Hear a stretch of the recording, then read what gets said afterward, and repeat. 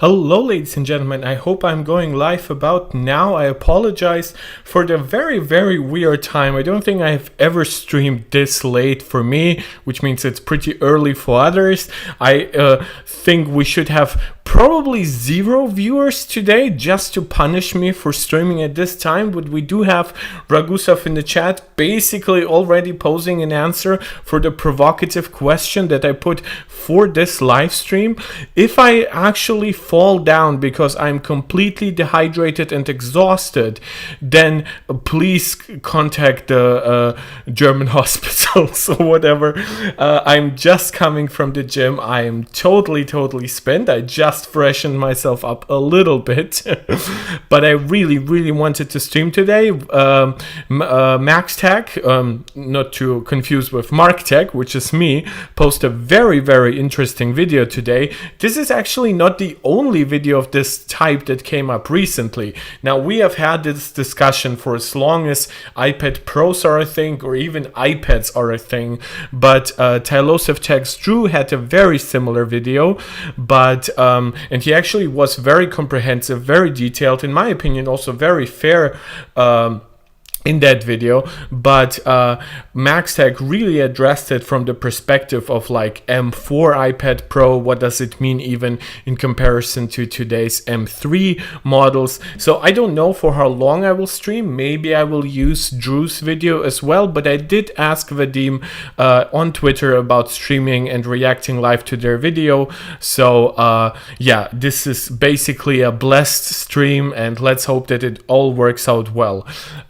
We have more people joining the stream. Hi, as always, please comment, like, share, subscribe, do all the YouTube jazz as I call it, and of course let me know how wrong or right I am, and even more importantly, please tell me if my audio and video quality is alright, because you all know how panicked I always am about my tech not working the way it's intended to.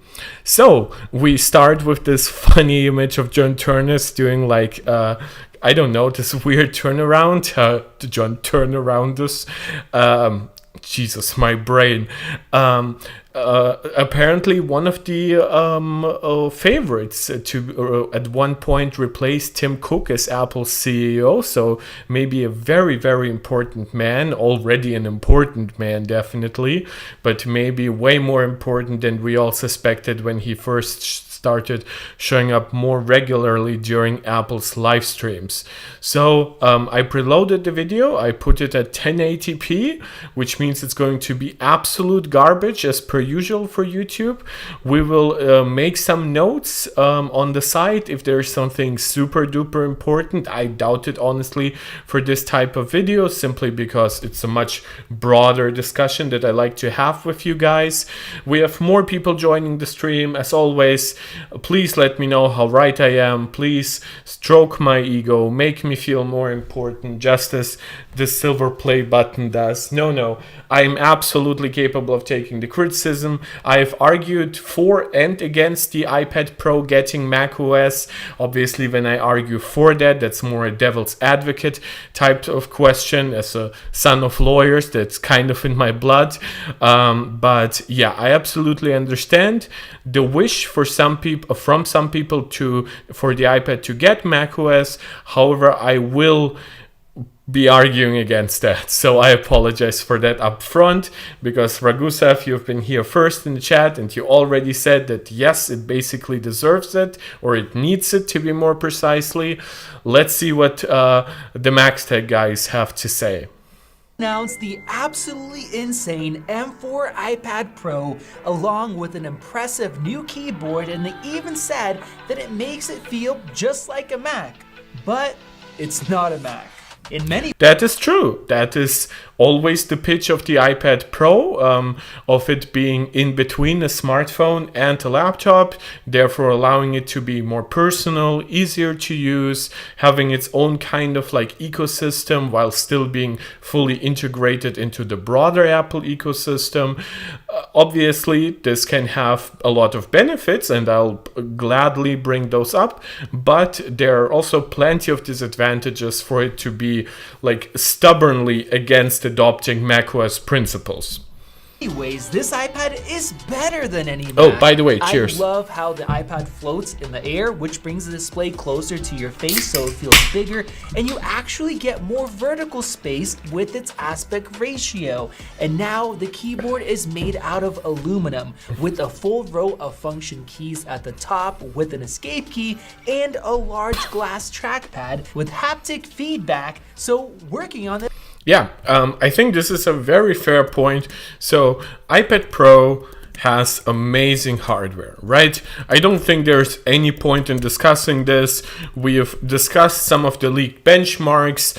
Obviously, we have heard very good things about the tandem OLED screen. We know that the iPad does unique things versus the Mac, like its support for Apple Pencil or even like large multi-touch, 10-finger multi-touch in general. It's probably one of Apple's best passively cooled devices in all honesty. Like the iPad, from what I understand, the M2 iPad Pro always had like fewer issues thermally than the M2 MacBook Air. Maybe Apple is just more generous with like a larger heat sheet that on these not on these iPads but on the M4 iPad Pro is now made out of graphene. So there's a lot of really good stuff, and of course the Magic Keyboard itself is like an accessory that makes it more versatile versus your MacBook screen obviously always being connected to your MacBook body. This is why some people actually, if they have like something, an old MacBook or something, they will like rip the display portion off and just use the bottom for as basically like a Mac Mini or like even like a Mac Studio type solution.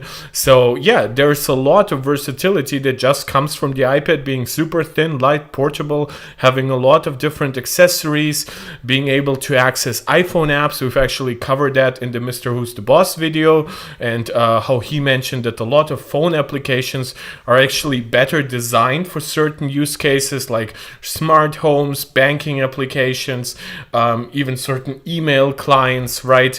Because they're so efficient, so like lightweight, so easy to use in comparison to like more cumbersome web pages.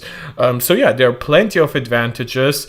And of course, the MaxTech guys are bringing up that the iPad Pro has amazing hardware to make the point that, well, which software is like better in utilizing that hardware, right? Will it be macOS? Will it be iPadOS? Will it be something completely different? Will it be just AI? But yeah, here it's the question about should it get macOS because it has such amazing hardware. This is neither like a pro or a counterpoint, really. It's just like a statement of fact. And from that, you can then try to derive like an answer to the original question. So if you are like a little bit of a debate bro like me, don't take like this as a full-on argument from other people, because you can still tell those people, well, iPadOS is capable of utilizing the M4. It's certainly able to drive the tandem OLED screen by itself.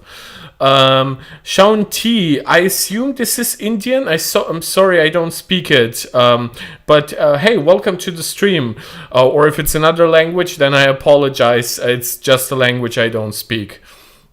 Welcome. I don't think I've ever seen your name in the chat. Always really glad to meet new people. Always really glad to engage in constructive criticism or just discussions in general. You guys know me. In some ways, I'm a debate bro. In some ways, I'm really like nice and cordial. In other ways, I'm like an absolute cancerous pest who will like stand by my stubborn points. So always feel free to challenge me. I always appreciate that.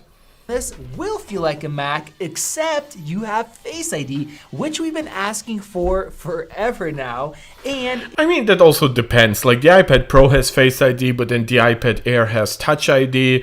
So, and again, the iPad Air has like the M2 chip, so it's not like the iPad Air is vastly underpowered even in comparison to Macs or even the M4 iPad Pro. Sure, that's more powerful, but we've had Macs with like decades decade-old hardware, literally running pretty complex applications like Xcode and Final Cut, having certain abilities that like a 2024 iPad Pro won't have, regardless of its RAM amount, regardless of its storage amount, regardless of the exact M4 configuration that it has inside.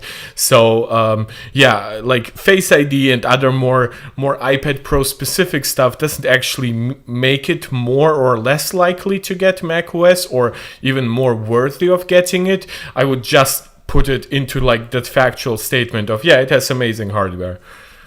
It's got a much wider camera that's now centrally located. It's not that good though. Man, in some ways I prefer the Mac's OLED. in some way I prefer like the 1080p camera on my Mac, but of course for basically everything, like even during like every live stream, I'm just using my iPhone 15 Pro Max. And basically using its camera, it works in every application. I can add all the fun stuff with like reactions. If I do like thumbs up or down, I have mostly that deactivated because it gets annoying. I understand that. Like iCave Dave made like a fun video about it. But yeah, so for now, iPad has amazing hardware. Whether like some specifics specifically deserve macOS treatment or not, that's up to you. I don't think that Face ID specifically would be that much better on Mac, because also with like a permanently attached keyboard, I will just always put my hands on the keyboard. So while Face ID might technically work instantaneously in a way, well, that means it like boots up the Mac, but I'm still like not interacting with it. Well, if I put my hands on the keyboard and just briefly put my finger on the fingerprint scanner, that basically gives me all the interaction time if I put my hands on the keyboard after Face ID had seen me. So no, that's not really a plus point. 1000 nits of SDR brightness. That is better than any MacBook. Actually, it is the best display in the world. A small like addendum just to people who really are like, oh my god, I just want a really bright screen for whatever productivity reason. I'm using Vivid. This is like a little bit of a hack for mini LED MacBooks. It can be hit or miss depending a little bit on the content, but basically it allows you to hack your Mac to give it up to like 1000 nits peak brightness. And fun enough, even though it's like considered a hack, it's actually on the Mac App Store, so it's no way illegal. It won't void your warranty. It will drain through your battery quickly, and maybe there is a chance that it will reduce the lifespan of your screen, but no, it's not illegal in any way. Like, it's just a fun hack, not a bad hack. Pure black that's combined with the best anti-reflectivity coatings, so you won't get those gray blacks on Samsung OLED tablets, and also no blooming to deal with. And you get the M4 chip that was revealed in an iPad that is faster than even the new M3 Max, with other features that are more advanced than any M3s, along with better power efficiency. And of course, you have a rear camera to scan documents and for other shots, along with a touchscreen, which is convenient at times, as well as the Apple Pencil for notes and other tasks. And because of the thinner, lighter design of both the iPad and the keyboard, it is no longer going to be heavier than a MacBook. Plus, you can remove the computer and use it handheld at any time. This is the ultimate laptop for most people, except it still has the same old iPad OS. Okay, now we basically got to it. Now, I do agree with him on basically all those points that in some ways, like, it's fun because he didn't bring up like multi-touch, because yeah, I don't actually take multi-touch as like a super great argument that like, oh, we need like a Mac with a touch screen. It's like, I mean, I guess maybe with a digitizer, but like, really? Like, what's the point? macOS was designed for keyboard and mouse input, or for trackpads, like even more specifically. But he brings up good points, right? Of course, it's powerful hardware, right? So a great screen, but of course now we even have like a very atypical like performance differential where the iPad doesn't even have like the same processor that might like just run worse because it doesn't have like active active cooling, but now the processor is actually newer and it's so much more efficient that in many ways it won't just be better than an M3 MacBook Air, but it might even be better than like an actively cooled M3 MacBook Pro. And of course the hardware opens up new opportunities, including the fact you can use it with your Magic Keyboard, you can use it without, you can use it with an Apple Pencil, you can use it without, and now specifically the iPad Pro, which was usually like still pretty heavy and hefty once you combine it with the Magic Keyboard, now it's actually thinner, well, not necessarily thinner, but at least lighter than the MacBook Air, even when combined with the Magic Keyboard. And of course, if you really want like to reduce weight and just basically a footprint as much as possible, you also have like the choice to even get like the 11-inch iPad Pro, which of course will be like much more compact than any MacBook out there. So good points, but those points are also just like praises of the iPad Pro, right? Of course, some of that hardware will like migrate to the Mac.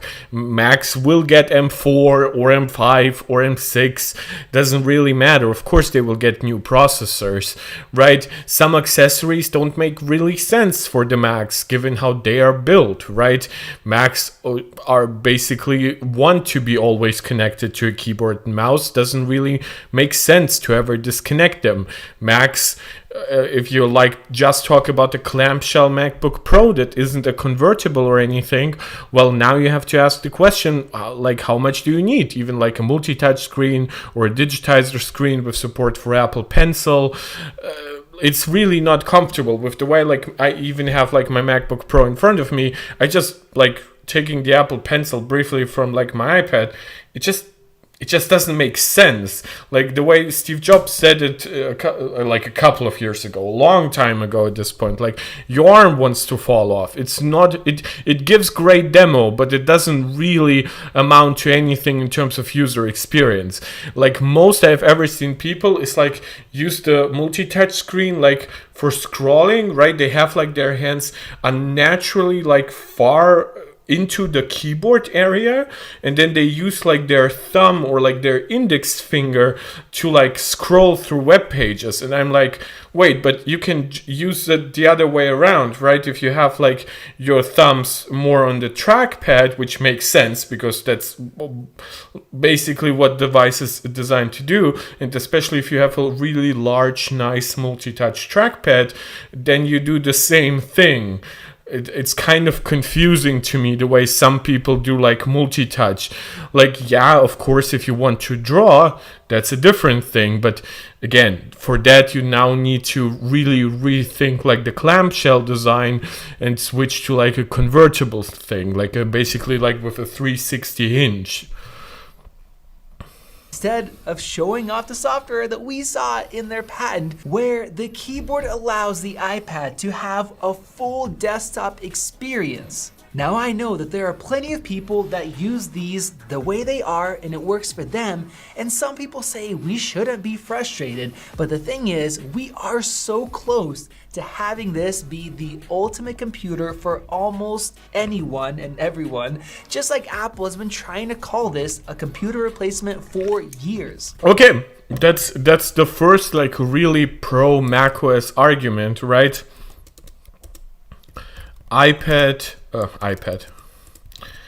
Apple pitches iPad as PC / laptop replacement. By the way, I'm a relatively fast typer. I cannot do 10-finger typing, but I'm pretty good with like 6 fingers, and that's not a dirty joke, but the reason why I'm slow is because my MacBook Pro is elevated and my microphone is half in the way and my iPad is to the side and my Coke can is to the right, so I'm always afraid of hitting something against something that my iPhone will drop from my MacBook. So if I type really slowly, I apologize. That's because I'm trying to be careful and not like cancel the stream midway. And with the prices of these things, Okay. Apple can't lose out High because pricing. people would be buying and spending that extra money. So what did they actually say about the software? Well, the crazy thing is they didn't mention iPad OS at all. They started off by showing us these pro apps and the updates that we got. And for Final Cut, well, it actually looks pretty good. The first part of it is getting to edit off of external drives. And honestly, this was one of my biggest complaints, and this should have happened from the very start.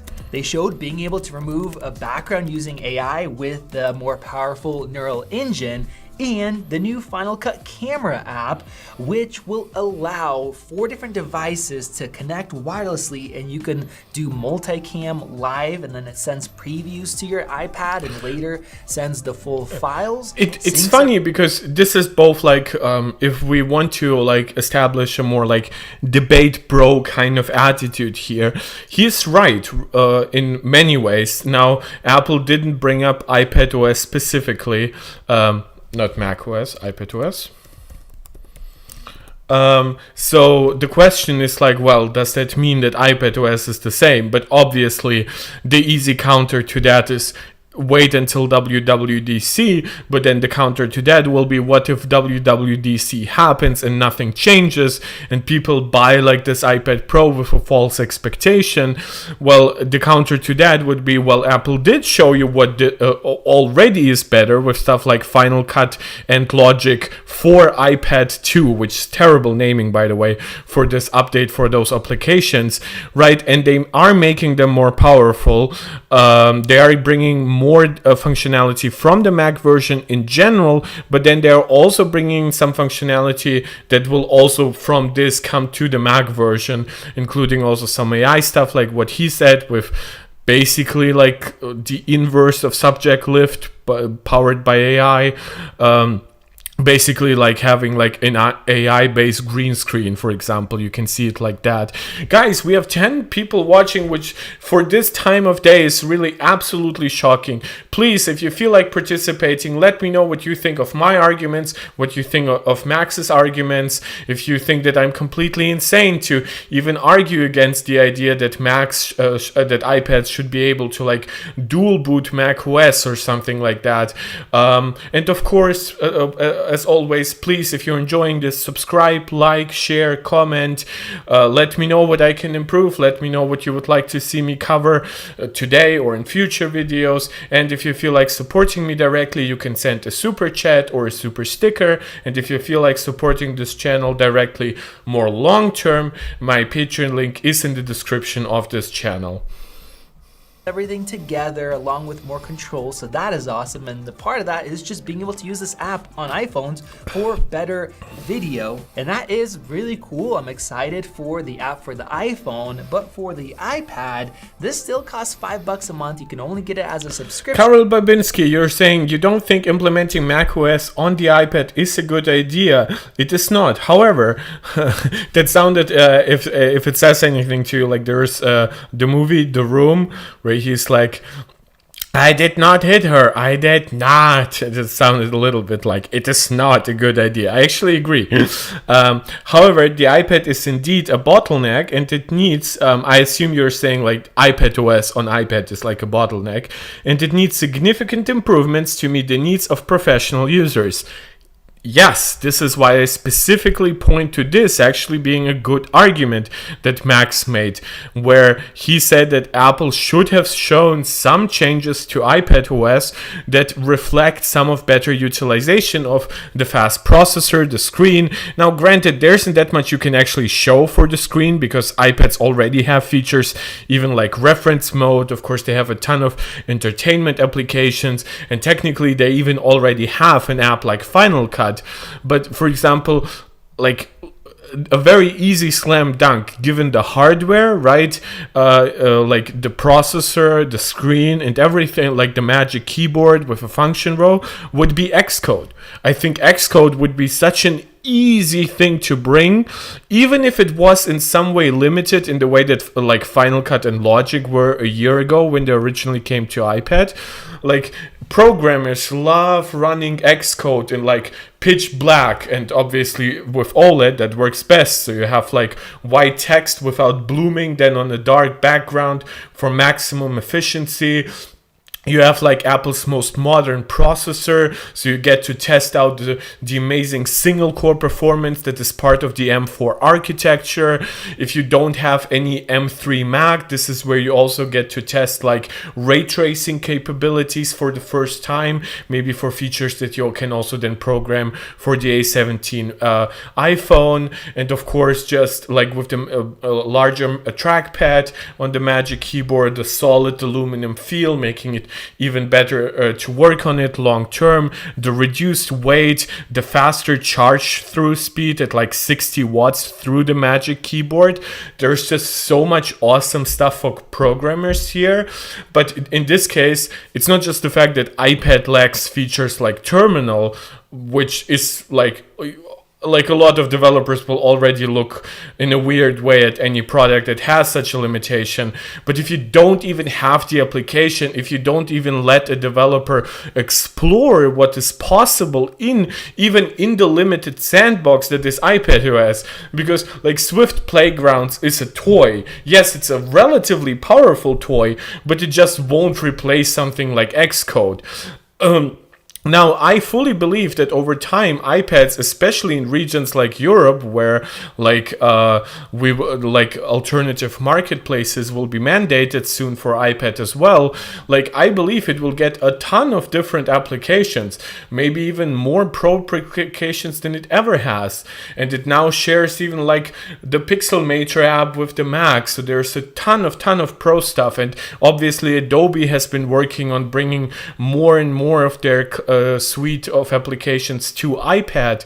But yeah, for now, they're not only like, is iPadOS a question, but we don't even get the same applications that we have on Mac. So the like programmers, certain type of like 3D artists cannot even decide for themselves if the iPad even could do that, even inside the limitations of iPadOS, because certain applications simply don't exist on that platform.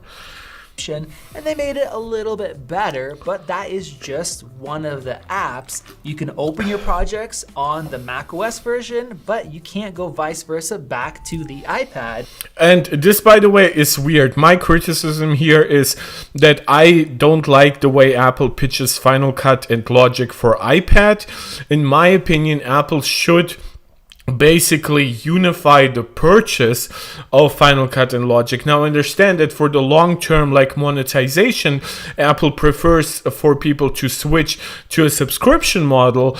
And to that I say, yeah, have the balls to actually put the subscription model on the Mac applications, and then give the option to still pay $300, but then it only works for the Mac. It's Apple. You can make that work with licenses.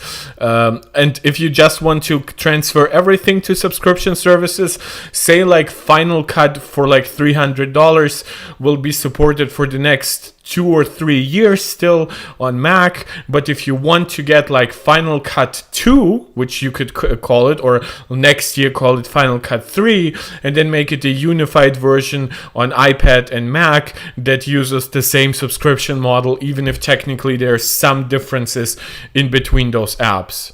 Because they are limiting it. They also showed off... Well, they did say that you can now edit projects directly from external storage. So they're bringing some features. They're definitely listening, but they are still trying to make the iPad distinct from the Mac. Yeah, which is also part of it.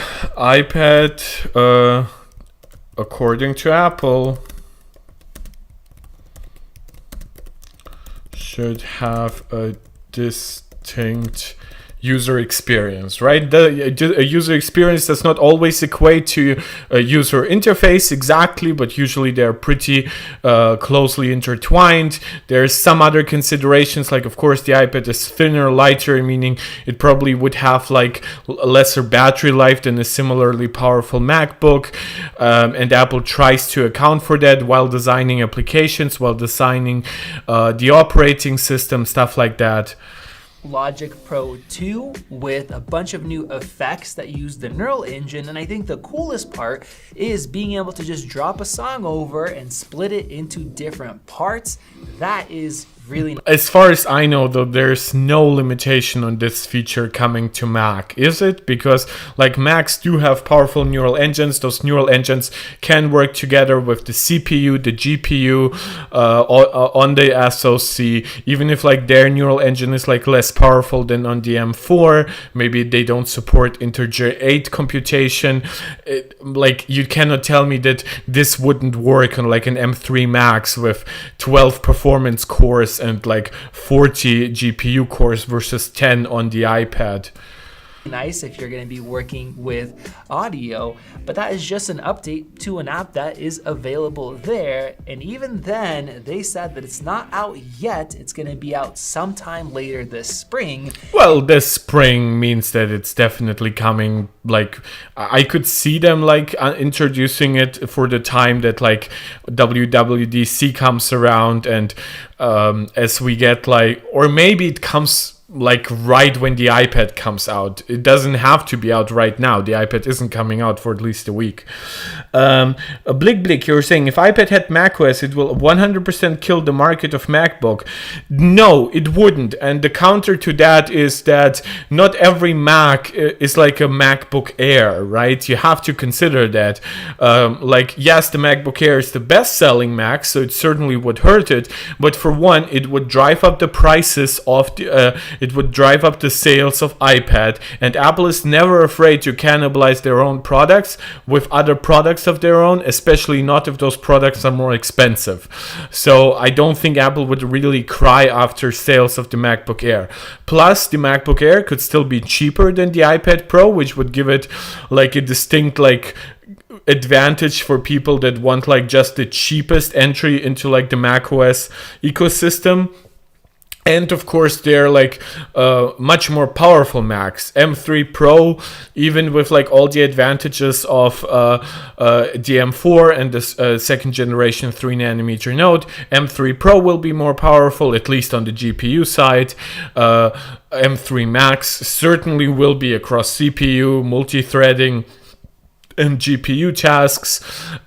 So I don't think it would kill the Mac market. Obviously, there's stuff like Mac Studio, which the iPad definitely wouldn't replace on its own.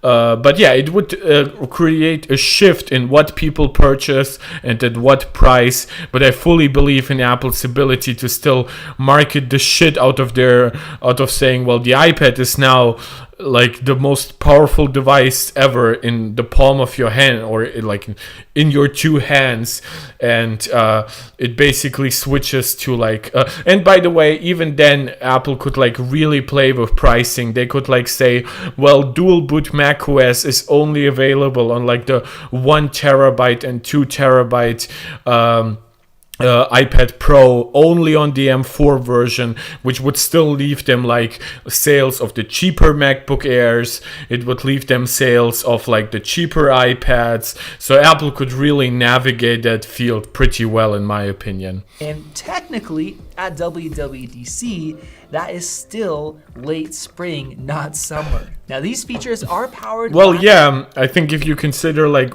what is it, 20th, 21st of June as the start of summer, yeah, 10th of June would still be spring. The new neural engine in the M4, and they showed off 38 trillion operations per second. The M1 was 11, M2 15.8, M3 at 18, and now, is this more than double? Is this the biggest jump ever? Well, not so fast. This is based on how it is measured. Before, Apple used to use...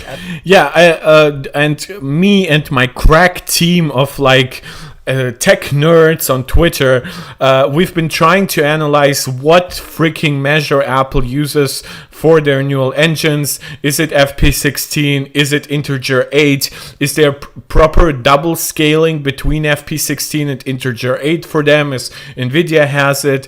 But sometimes, like, once you go low, it doesn't scale that properly. So if you want me to analyze the neural engine, then please send me an M4 iPad Pro. Otherwise, I can only speculate. I've looked into the details of the Geekbench results for the latest iPads. I tried to compare even individual portions of like stuff like image recognition stuff, whatever, and I tried to compare it with M3 results. I tried to compare it with like M2 results, and it's just a cluster F. There are like some stuff that is like twice as fast, which I don't know what that would point towards to. There are some FP16 tasks that are basically completely unchanged, which wouldn't even make sense because there would be like at least a 5% improvement that Apple theoretically promises. So yeah, I will wait until there's just a lot more benchmarks. I hope that somebody also comes off with a benchmark that properly isolates the neural engine, because Geekbench ML seems to have issues with that. So yeah, I don't know. George E. Hi there, Mark. Hope you're doing well. This might be a very unique use case for me, but I prefer the selfie camera being in portrait mode because I like to fit my family in this orientation. Yeah, I absolutely understand that. I think it changed a little.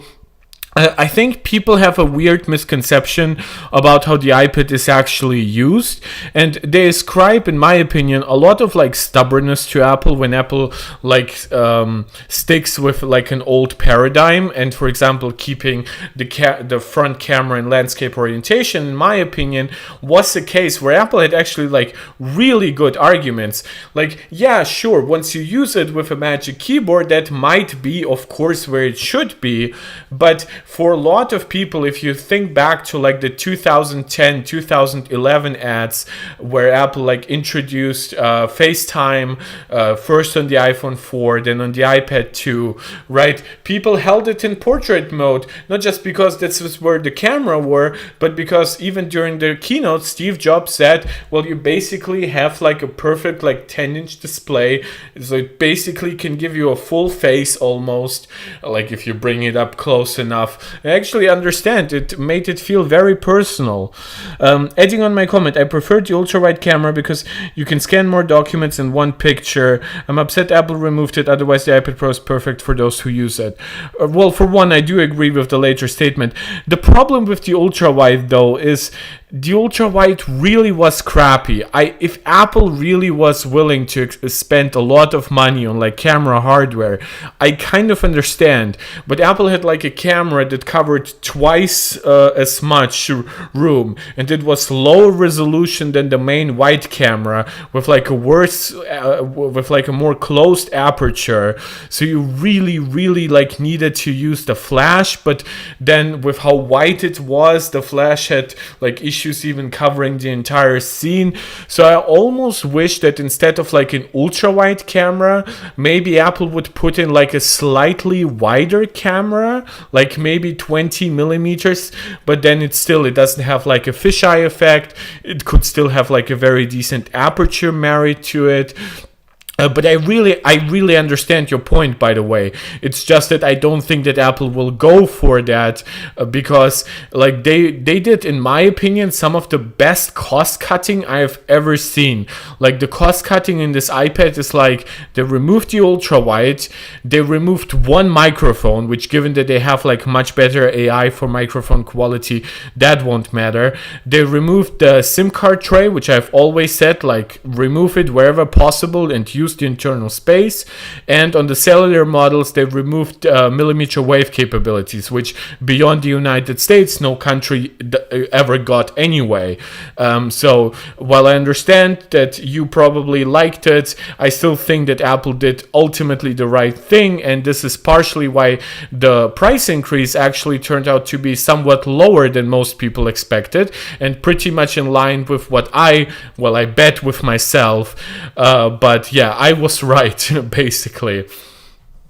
FP16, and it seems like now they're using int 8 to get the numbers to go higher because that is what the competition is doing. Yeah, and it's not just integer 8. NVIDIA also uses like integer 4, which some developers have criticized NVIDIA for, saying integer 4 is so low precision it becomes almost useless also for AI, and AI kind of works well with low precision stuff, but yeah, integer 4 is apparently really bad in many ways. And NVIDIA, for example, on their Blackwell GPU also promised like integer 6, but funny enough they said integer 6 has the exact same top as integer 8, so lowering the precision a little basically does nothing, but it can be like used for like a little bit more like raw throughput, even though the exact number of computations that you can do is still the same. I'm obviously no AI engineer or developer here, but I just find it funny that we are trying to analyze this for Apple because Apple simply doesn't give us the full-on answer. Meanwhile, NVIDIA is like giving us 20 different options, and one of them is more confusing than the other. And they said that this is the best performance out there today, specifically because we know that there's going to be new chips coming out that are going to do a really... Yeah, Snapdragon X Elite is coming with 45 tops. Strix Point from AMD is coming with 40 tops. And then I believe like an 80 tops on the system level, but I don't know if that's for Strix Point, which would be the smaller chip from AMD, or Strix Halo, which would be like their like almost like M3 Max competitor, which is I'm really looking forward to. But with the Snapdragon X Elite, I really weep for Qualcomm, because they will lose in CPU to the base M3, by the way, not to the base M4, not to even to like an upcoming M4 Pro and M4 Max. They will lose in GPU even to a fully configured M2, so they already are lost basically to the M3 before they launched, and now the M4 gives us further, thanks to like bandwidth improvements, like 15 to 20% more performance. And when it comes to AI acceleration, Apple has like now scalable matrix extensions, which is an ARM v9 feature on the M4, which funny enough apparently Qualcomm never bothered to put in the Snapdragon 8 Gen 2 or Gen 3, and maybe even now not the X Elite. So Apple will have like the most capable AI CPU capabilities, and of course Apple just integrates their SoC, so Core ML can simultaneously leverage CPU, GPU, neural engine, and I think that Qualcomm will just be effed because they won't get the same level of deep support on Windows that obviously Apple can create for themselves on iPad OS, Mac OS, and whatever. Really good job. And this brings me to why they didn't mention any other AI features in the whole event. Then they pointed, I mean, they had more in the Logic app, which was some kind of music generation almost, but it wasn't like from the ground up. It was like based on your input almost. I didn't go too much into detail reading up on that, but Apple leaves a lot of the AI stuff now for WWDC. And I think that after WWDC, we will still hear Apple talk about it in terms of like, we might see like one extra exclusive AI feature, so coming when the iPhone 16 is introduced, and Apple will say, well, this is now exclusive to the A18 chip. And when Apple introduces like M4 Pro, M4 Max chips, they might say, well, here's like another a feature that is exclusive just for M4 devices, maybe M4 and M3, whatever, however they want to manage that. To the point where like from WWDC I could see like a whole 2 years where Apple keeps talking about AI, because it's like it's good for the stock, it's good for like being able to hire like AI engineers, which they definitely need right now. We just got an article today from the New York Times where they say like Apple will introduce a major new AI powered Siri version at WWDC. So again, there's just so much. It's actually like after like a pretty like oh yeah, we got like the M3 MacBook Air, it's exactly what we expected. Like now we're coming into the part of the year where there will be a lot about Apple. Pointed out that they've had neural engines ever since the iPhone 8 with the 811. I've been pointing this out for months. People who are downplaying Apple's capabilities to create something great AI, you're stupid. Apple will have the largest install base of like AI capable hardware, like, and I mean like modern AI capable hardware, devices that have neural processing units, devices that can integrate their neural processing units with other parts of the SoC. Apple will have an API that it has already been like tuned and already baked into the system. Apple has control over like what goes into their hardware, their software, their services, which means your AI won't just be an open AI, but it will be an AI that knows your calendar entries, your reminders, your notes. It will know how good your camera is and specifically apply algorithms to improve your photos. All that stuff. Now, it might take a little longer to come out than certain features do for like ChatGPT, but again, it's never about being first. It's also not, you don't want to be last, but you definitely want to create a more unique expression of a specific technology. And other companies are just starting to add them. It's funny, this turned from like a does iPad Pro need macOS to like a discussion of like AI and other capabilities. It's actually hard to talk about these devices and not mention everything that is good or great or just interesting about them, what will come at WWDC, what will come throughout the rest of the year. Apple is like a very interesting like future in that regard. Fadel Al-Turki, it would be really cool if iPad Pro with M4 and further gens support macOS as an option. So you mean like dual booting, right? A little bit like Boot Camp supports Windows. Besides iPad OS, because it will make the iPad Pro even more versatile to use on par with the MacBook Air. There's, yes, I obviously I agree from a purely intellectual perspective. The main issue with that is how does Apple pitch it, right? Does it only work while you're connected to a Magic Keyboard? Does Apple finally give macOS like full multi-touch support so you can use it just as a slate? Does it automatically turn on when you connect it to the Magic Keyboard, the way like the patent said, right? Like if you just pitch it to pros, right, that's okay, but Apple rarely does it. You have to understand that would be like a niche inside a niche.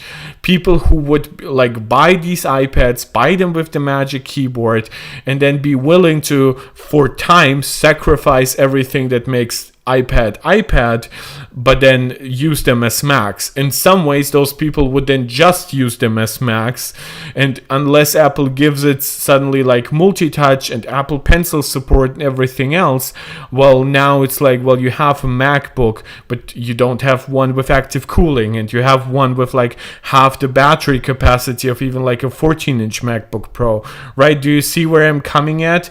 It's not that I disagree with the idea entirely, it's that it's a difficult pitch for Apple, which is very much like a mass audience, easy to use, intuitive based company, but obviously in the convenient and useful form factor of iPad Pro. Yeah, I get the pitch.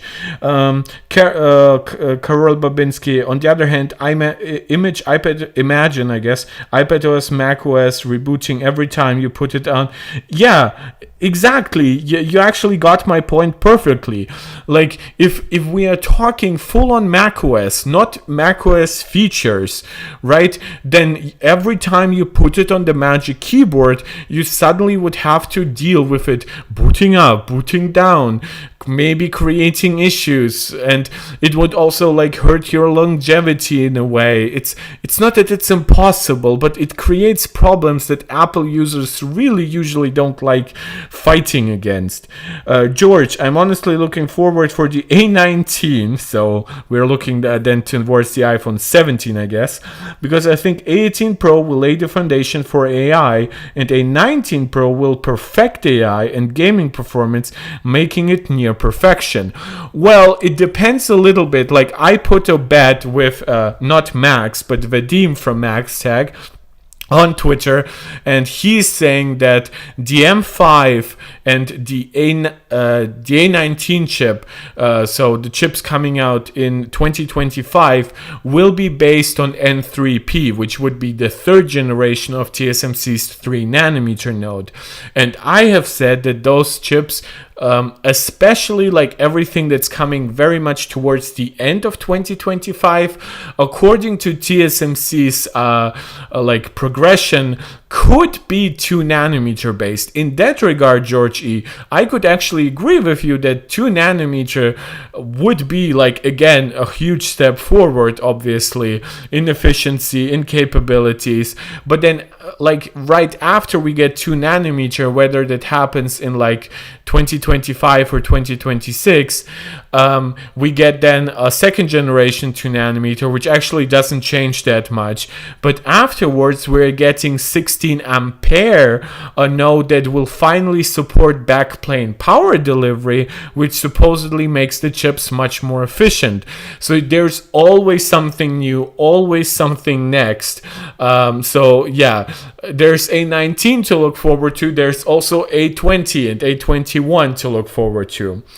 Nano coated screen, any thoughts? From everything that I've seen from like iJustine and the Brian Tong video, I think it feels noticeably a little bit like lower quality than what we've seen from like the nano edge glass on like the on the Pro Display XDR. I don't know if that has to do with like maybe Apple like lowered the quality of the process to make it a lot cheaper. This is why it's $100 and not $1,000. Maybe the price difference only comes from the screen being smaller and Apple having lower issues. But I think if you are not a movie creator, right, using an iPad Pro as like a reference device in the desert filming like Dune 3, right, in my opinion, the 1000 nits peak brightness and the already pretty good anti-reflective coating on iPad are much more worthwhile because they give you more vibrant colors, deeper blacks, while that nano edge coating, it will be better than a lot of like anti-glare screens, but it will still make your screen seem a little gray, a little duller, and a little less sharp. And given just the amazing quality of that screen that Apple is pitching, that's kind of a shame, especially since you also have to pay extra for, and you have to get like a 1 or 2 terabyte version. So you're paying more and more to get something that could potentially be actually worse and detrimental to your user experience. Unfortunately, software-wise, other companies are doing way more than Apple is doing. Now, George, are you asking if the nano edge glass will like make the Apple Pencil wear it quicker? Which by that I assume you mean like the tip, right? But it's like it's easy to replace the tip once you're spending $1,300 on a tablet and $130 on a pencil. You probably are fine with buying $20 tips every 5 years or so. But I actually don't know if the reverse could be true. We're using the Apple Pencil on the nano edge glass because it's so fragile in a way, not to breakage, but just to like using up those imperfections on top. I don't know. It definitely needs like the Apple polishing cloth. I don't know if like the Apple Pencil might be a problem for it in any way. We know that Apple is going to make a big push this year at WWDC, and this is the perfect chip. But so far, they haven't said. You see, by the way, like George, you said that like the A19 will be the perfect chip. Apparently, the M4 is now the perfect chip. Much. But by the end of the event, they mentioned WWDC in a much bigger way than they have ever done for hardware launches, literally saying, and I will actually be a complete asshole here, and I will say that WWDC is around the corner is actually a pro argument for me. Not because it's likely that the iPad will get macOS support at WWDC, but if we ever are seeing like big changes to iPadOS, then we're seeing them either at WWDC or in rare times when like an accessory like the original Magic Keyboard drops, and it obviously necessitates deep changes to iPadOS. So yeah, WWDC is around the corner. It could significantly keep improving on the apps we already have. It might introduce new apps, new capabilities, while still respecting that original idea that iPad needs like a distinct user experience from Mac. Fadel, very good arguments you phrased. Thank you. It's a difficult pitch and a very specific niche use case. Exactly. I wouldn't like the problem is like niche. Once we're talking, Apple sells like 12 million iPads per quarter, right? And a not insubstantial portion of that are iPad Pros. And let's say like this feature maybe brings in like 1 million or even 2 million new customers, and now they're all interested in that feature, right? So I'm not even downplaying how important that feature could potentially be to overall sales numbers, to overall revenue, to the overall perception of the iPad. But the question is, how well is the feature integrated? How well is it polished? Does it create issues? What is the inconvenience? You have to understand that just for yourself. Think about it. There are features on macOS like Parallels, right? Where you can run Windows in a virtual machine, and then it actually shares a lot of like your macOS storage. You can use macOS and Windows apps simultaneously, right? And there's performance issues, but that's because it's Windows, right? So that's why there are performance problems. You wouldn't have actually performance issues if you ran Mac and iPad apps side by side, right? But that's very different from running macOS side by side, because now you still have to ask yourself, well, is it if it's a full-on rebooting, what happens to all my data, all my stuff that I accumulate inside iPadOS? Like, do I need to have the same game, for example, installed in iPadOS and macOS, right? Do I have to have the same files inside Final Cut on my iPad version and in the Mac version? But if we pitch Mac as a virtual machine working simultaneously with iPadOS, now we are getting somewhere, but where we are getting is also problematic, because iPad maxes out at 16 gigabytes of RAM, so that would leave us with like an 8 gigs of RAM iPadOS, 8 gigs of RAM macOS, so that's already not that great. It would basically limit both. Like whenever you switch between like apps with very different user interfaces, the question would be like, how does even like the cursor behave? Because obviously iPadOS is like its own like circular cursor. The Mac is like, of course, the Mac cursor that you're seeing now on screen. So there's a lot to consider. By the way, guys, we are an hour in. We have more people watching than I expected. Please, I always encourage you, if you're enjoying this, subscribe, like, share, let me know in the comments what you think. If you're really enjoying this, please, if you feel like it, leave a super chat or a super sticker to support this channel directly. It really helps out a bunch. And if you want to support this channel directly long term, you can find my Patreon link in the description of this channel. George, I remember back in the day, a company would take your Mac and make it touchscreen capable. Yeah, I remember that.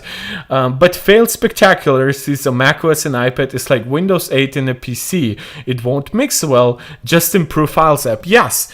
But this is exactly the discussion I've always tried to pitch people.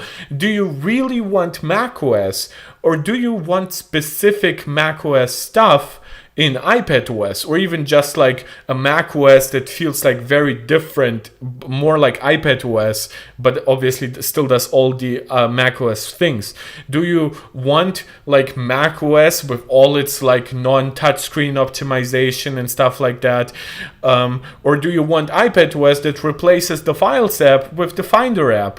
Do you want to run the exact same version of Final Cut from the Mac that might not actually be like greatly optimized for like what the Apple Pencil can do? Or do you want the Final Cut version for iPadOS to be just as capable for everything else, right? There's a lot kind of that just is like, do you really want macOS or do you want its features? And Drew from Tailosive Tech actually made the good argument, well, it's the path of least resistance to just bring in macOS.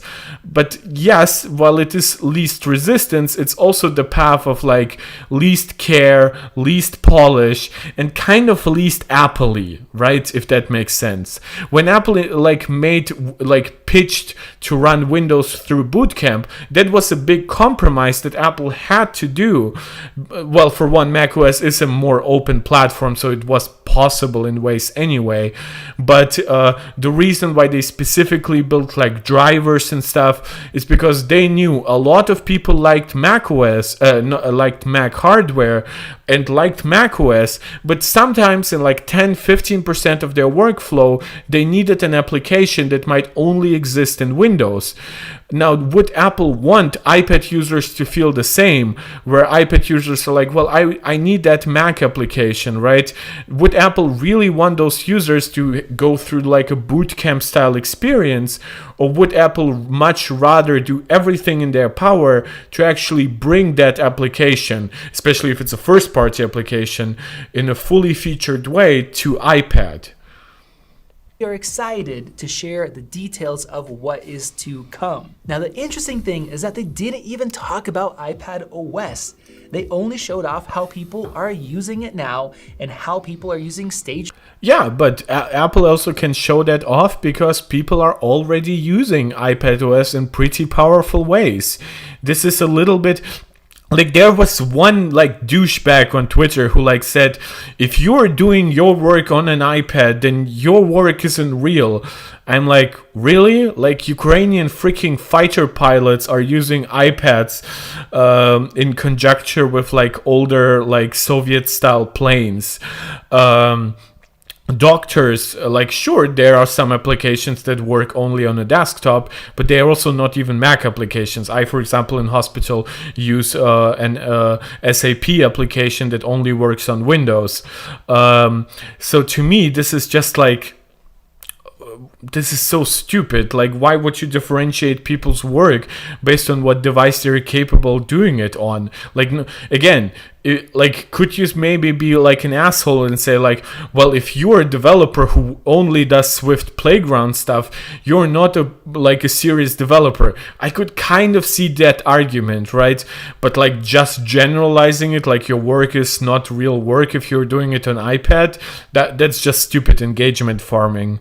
Manager in its current state before showing off the new iPad, instead of showing off the iPad and then showing off some new software features. Now, I think that this signifies that they have some big changes to come. They said the future of their platforms and systems. And I don't think that they want to limit this iPad to what they currently have in terms of software, which is why they did it this way. And to Yes, of course. Apple will keep on improving iPads, iPadOS. They already showed us that when they actually created iPadOS, right? When iOS 13 became not just iOS 13, but iPadOS 13. They showed us that with the Magic Keyboard, where iPad didn't just get support for like keyboard and some rudimentary mouse support that we've had, I believe, since like iOS 11, but like full proper support for like a nice trackpad with multi-touch gestures and stuff like that. iPad, of course, got features like Sidecar to be more powerful together with a Mac, and of course all the like handoff stuff that helps you, and universal control. But yeah, that still makes the iPad part of the ecosystem, not necessarily a full-on Mac replacement, but neither is a Mac a full-on replacement for an iPad. To be honest, I have to say that they really need to do something. We've had amazing... And this I actually agree with. This is why I've chosen this video, because I'm not looking to get into a fight. I sometimes am confrontational, but there's very little reason to be that today. I actually think that the fundamental idea that Apple needs to do more is actually fair. And I believe we've had several chatters who said that, yeah, Apple needs to bring a specific application, a specific feature, a specific even like vibe from macOS. Maybe Stage Manager can improve more to offer like even more like apps on the screen, whatever. I don't feel great about that whenever we're talking about even like an 11-inch screen, but there's stuff that can evolve, as every piece of tech, every piece of software should evolve. But this idea that evolution is actually the installing of an operating system that actually predates the iPad in many ways and doesn't have some of the more forward feature and forward-looking attitudes of the iPad OS, that to me is not actually progress. It's like a little bit of like a sidestep to avoid issues right in the now, but then you're also diminishing your future potential by saying, oh, I'm basically looking with half an eye always towards the past. And that's not always the correct attitude. I understand it hurts to pay $1,300 or like $3,000 on a device that might not do everything that like an $1,100 MacBook Air can do, but Apple does plenty to inform you what each device can or cannot do. There are dozens of channels that can give you advice on that. Still, nobody's forcing you to buy an iPad. Apple just definitely wants you to get one. hardware updates for years that blew our minds, but each time it's the software that holds it back for a lot of people. And now we are going from $800 to $1,000 if you want the cheapest base level iPad Pro, and $1,300 for the 13-inch model. These iPads are I've already mentioned like high pricing is a decent argument in their favor. If you match up 16 gigs and 1 terabyte costs $1,700, whereas the 13-inch iPad Pro with 1 terabyte also coming with 16 gigs is $1,900.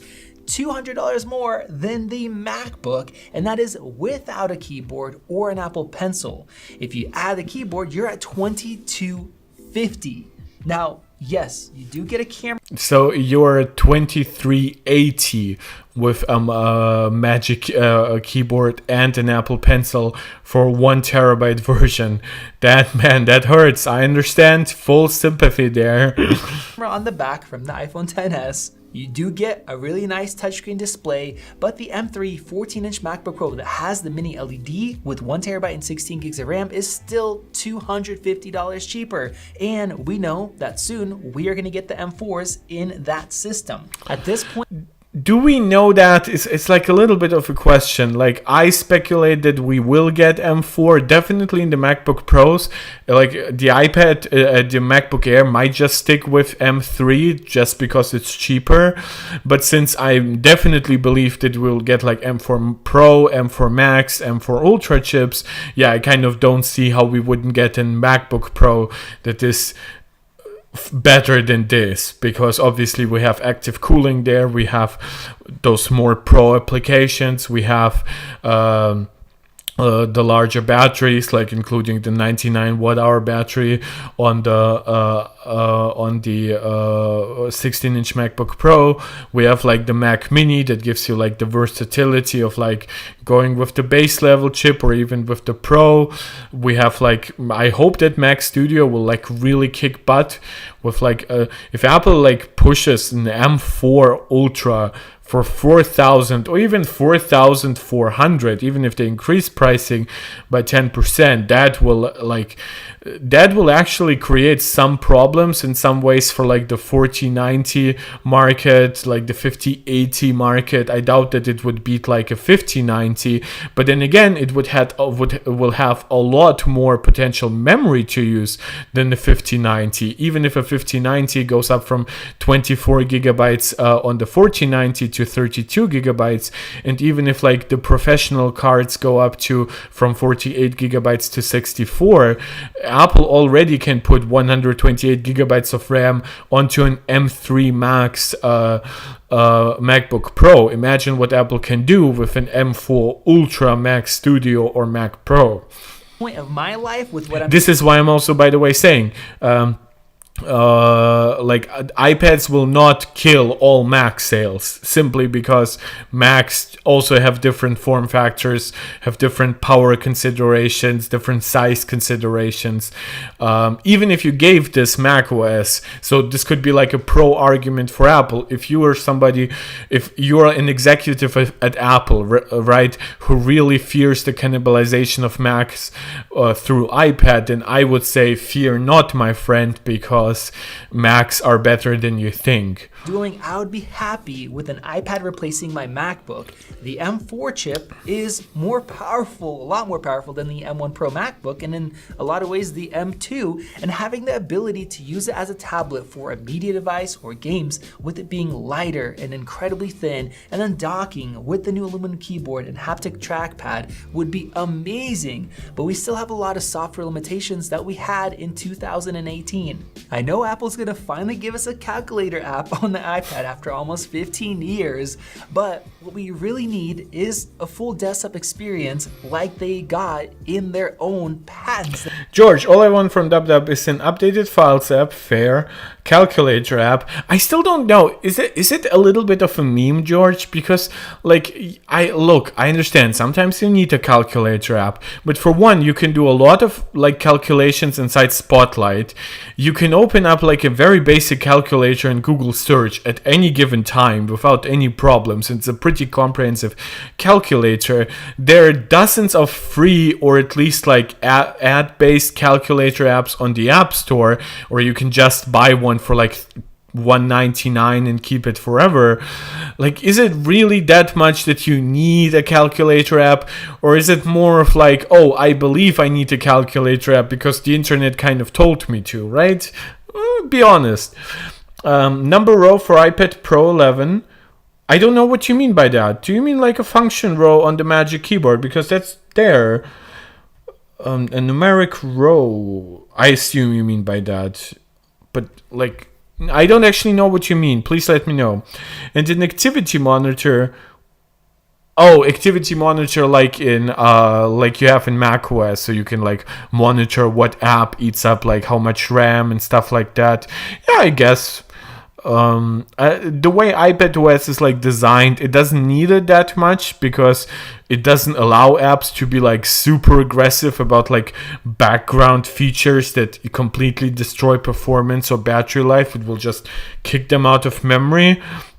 But yeah, of course, it wouldn't be bad to see those things, right? I mean, Apple nowadays offers like the metal overlay, so we actually usually have more data on how games run on iOS than we do on Android, because Apple just designed it that well. So yeah, sometimes Apple gives us features we never expected to like use or even get on certain devices. That they filed for. Samsung has had it forever. No, that's the issue. Samsung did not have it forever. Samsung DeX is not as powerful as Windows. It's a full-fledged like multitasking thing, but it's lacking severely in developer support. I don't know why Samsung DeX is brought up as like a counter. Samsung DeX is basically like already being like answered to by Apple with Stage Manager. like Android has a deeper Files app in general. That's not a Samsung exclusive thing, but Android in general also is not quite as good in terms of files as Windows.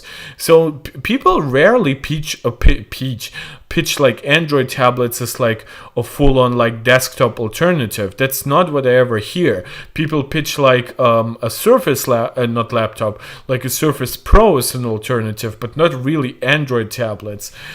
George, to be honest, I understand the meme aspect. Yeah, I just want a scientific calculator. Well, if you really want a high-quality scientific calculator, you aren't, well, I mean, yeah, macOS technically actually has one, right? But iPadOS probably would get the one more similar to the iPhone. Though there were some rumors that it could be more comprehensive. I don't know. With history, yeah, I agree. All calculators need a history function. Have the number row. Oh, you mean like a number row and virtual keyboard like the 13-inch. I actually didn't think about it was lacking it. But for that stuff, you can install like a third-party keyboard, like a Google Gboard. I don't know if some of those keyboards are not actually optimized for the iPad, because I don't use them, but this could be a workaround if that helps, George. And with Apple, the only reason that we don't have it already is because they haven't wanted us to. The iPad has the same CPU, GPU, and memory as a Mac, and the apps technically can work on both. Yes, the hardware is... Yes, and this is why, like, as we're basically coming somewhat to a close, I have said, like, you guys know what Catalyst is, right? It's how Apple, like, allows, well, it's not about running like completely native iPad apps on Macs.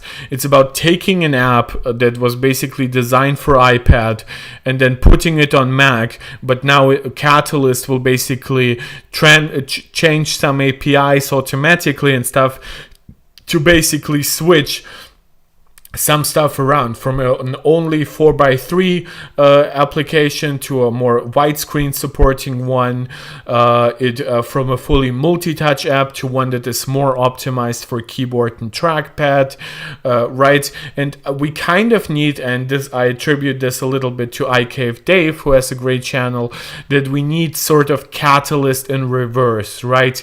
We need something that lets us use Mac application, or at least not even use Mac applications on iPad, but lets developer port Mac applications easier to iPad and then put them on the App Store, still continue with the great like curated user experience that people know from iPad, but now with more benefits from the Mac. Of course, also now iPadOS would need to support more of the open nature of macOS, not necessarily full on like site loading, but features like terminal, I guess.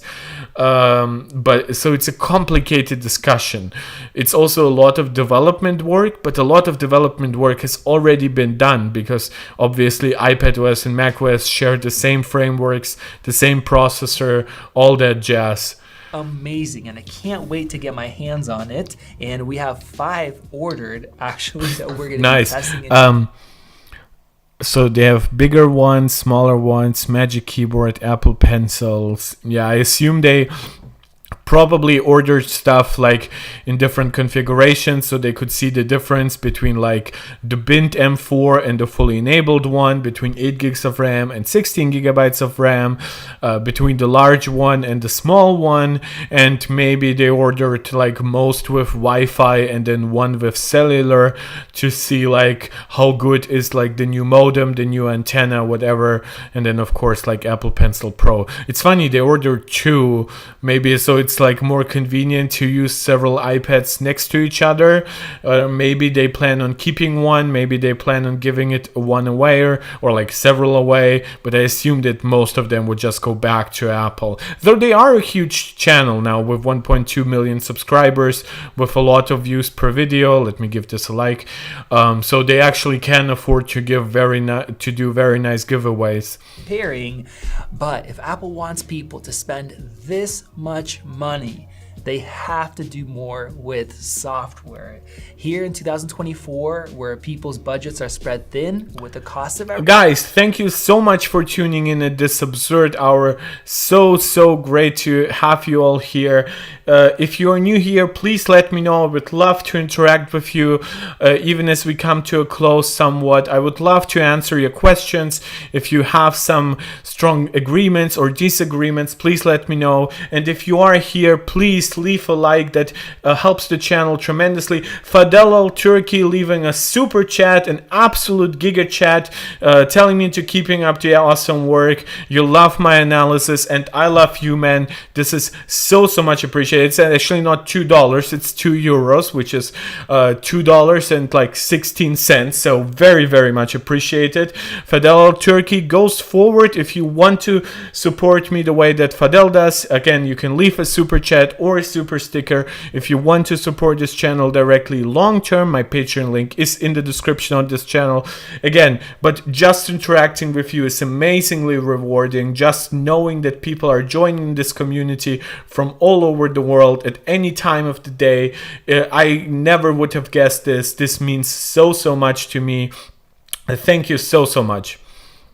Everything, you have to have a good reason to update, and extra hardware is nice, but if you can't do more with it, well, that is going to be a really hard sell. And I do think that with the same iPad OS, it's not going to be something that's going to be worth the price tag. But you guys let me know your thoughts. Okay, so guys, we have more people here than I expected.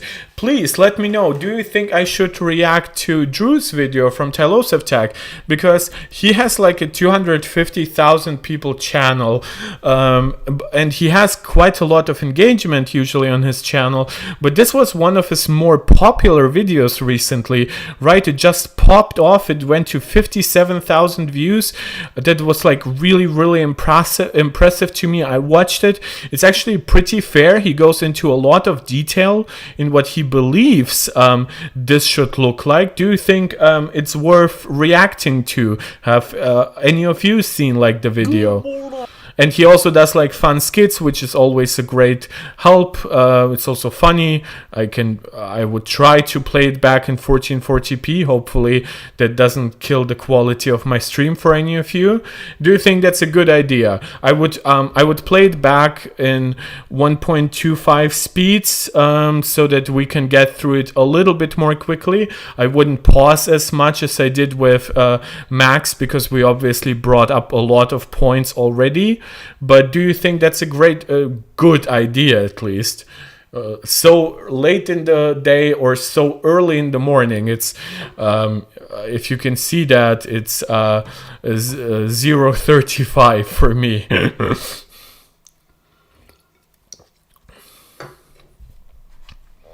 I think we can just start with like the skit, because he does like funny skits, and we can like ascertain a lot of his ideas based on this skit already. I'm wondering how we could make the iPad better. Well, could we offer physical... The skit is actually funnier at like higher playback speed, so that works. Like one guy is Tim Cook, the guy that says good morning. The other guy is like an engineer at Apple. He obviously plays both people.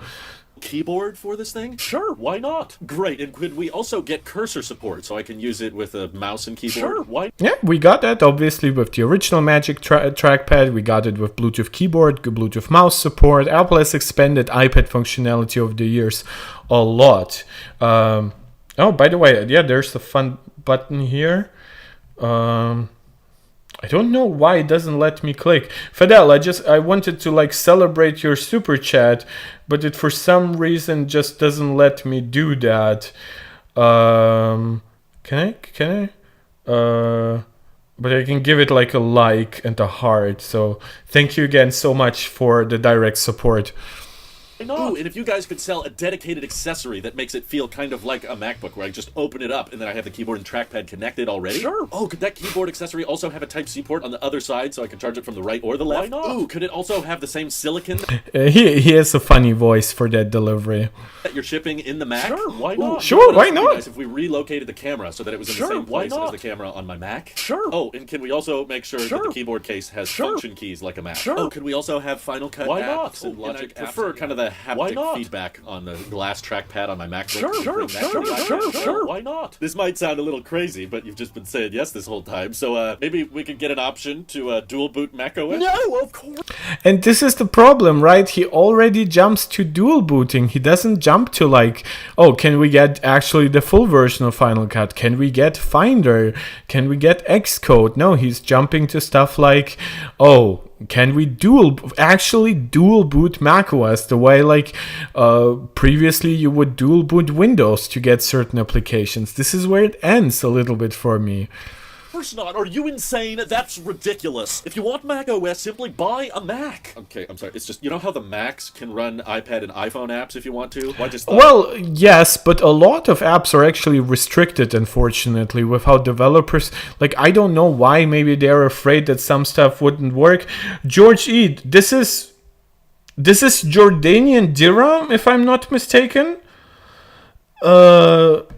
Right? Please let me know. I just don't want to be wrong. Because it's a Joe and a D and it's 2000. So I don't actually, like, I don't want to look that up on my Mac screen. Joe D currency. GSD.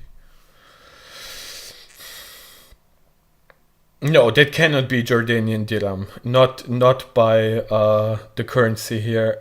Wait, it is Jordanian dirham, but it's 2 Jordanian dirham, right? Not 2,000? I'm so confused. It tells me that 1 Jordanian dinar is 1.4 US dollars. I would be incredibly confused if that is 2,000.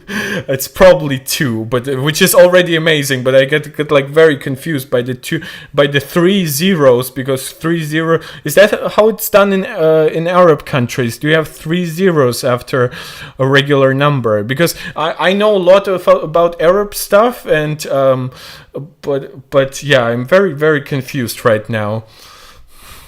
you know, why not let the iPad, which is sometimes more expensive than a Mac, also run Mac applications? That's ridiculous. You're completely missing the point of an iPad. It's just an iPad. It's a tablet. That's what it's meant to be. Sorry, my bad. So Drew is very, very funny. Giving him a like. I actually really like him. He was one of the first like content creators that I got really into.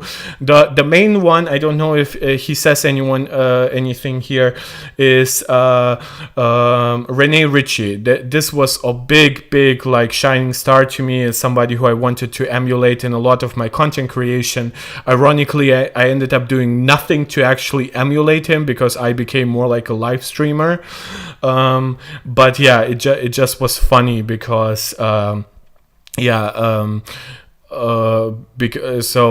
Drew was like one of the smaller, I want to say, content creators in the sense that he didn't have like 500,000 or 1 million subscribers or anything like that.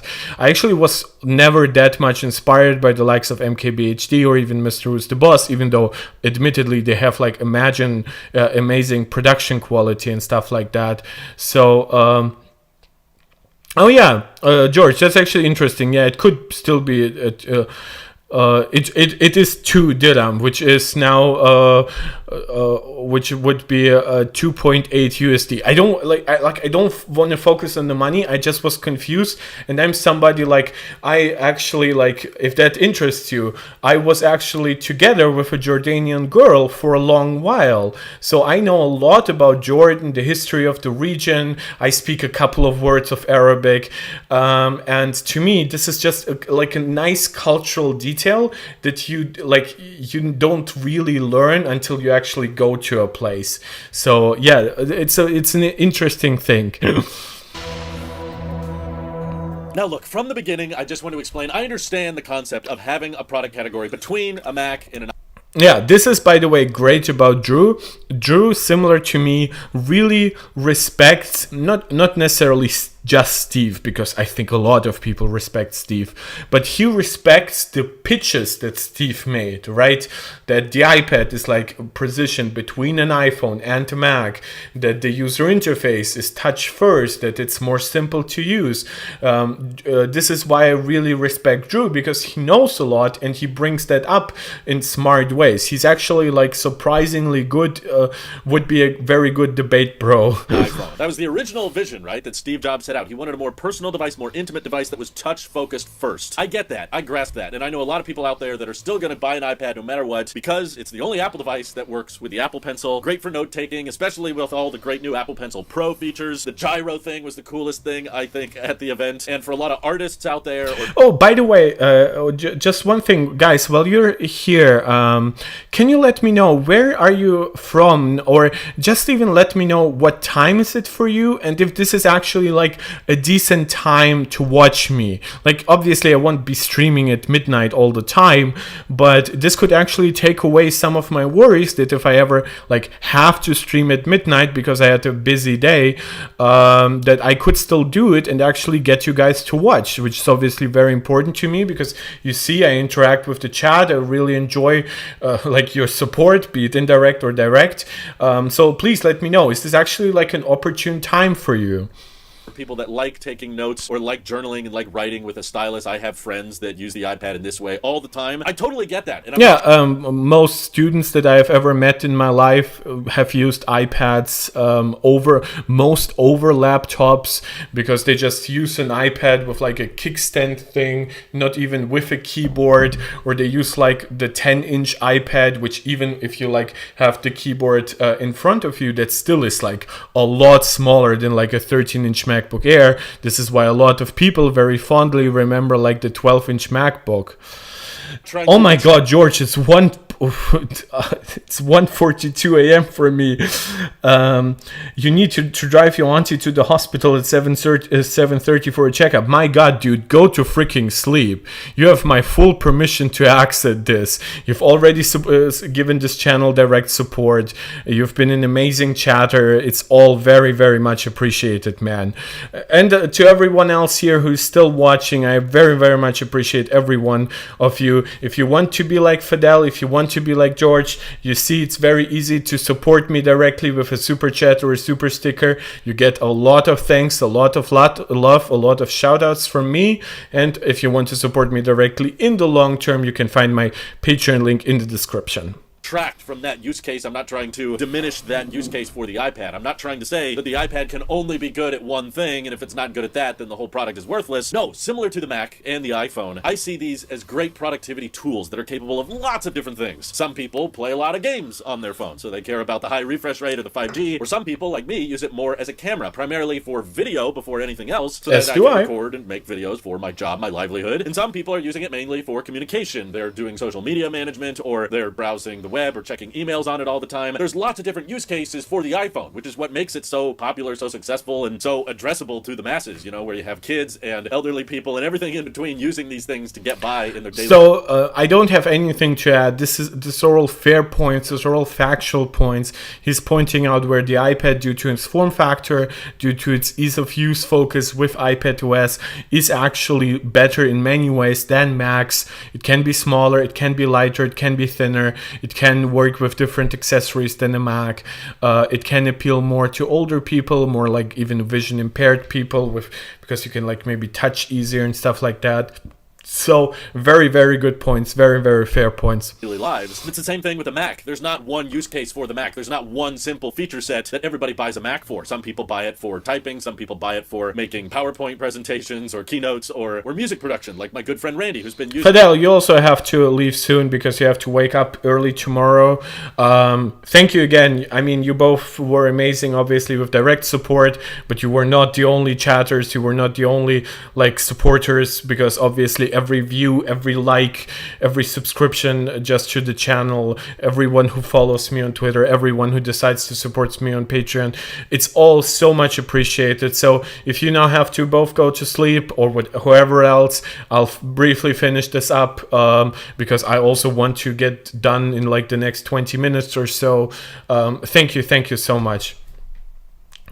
Using his Macs for George, you to create all kinds of awesome I'm music, calling and it tonight there's for you software too. engineering that goes on with Xcode Have on a the Mac, nice so that checkup people with can your make all kinds auntie of incredible tomorrow. apps that we use God in our bless. daily lives. And there's people like me that use the Mac for content production, so we put videos on there and edit them really efficiently and export them, and we love the great long battery life of the Mac. So what I'm simply advocating for today is the fact that the iPad is far more capable than the hardware is letting it be. I'm not trying to detract or take away from the idea that, yes, the iPad is good at note-taking and artwork, or just being a lighter, more portable device for you to watch content on than a laptop, but when we slowly over the years have moved away from that original Steve Jobs pitch of what the iPad is supposed to be, this, more personal device that's very intimate because you interact with the virtual content directly with your fingertips. You can use it for the news, you can watch content on it, you can look at photos on it, but then every year the iPad becomes increasingly more and more like a Mac. We start adding keyboards to it, we start adding trackpads to it. Now people are saying, well, the keyboard and Well, all those stuff, it just adds versatility, right?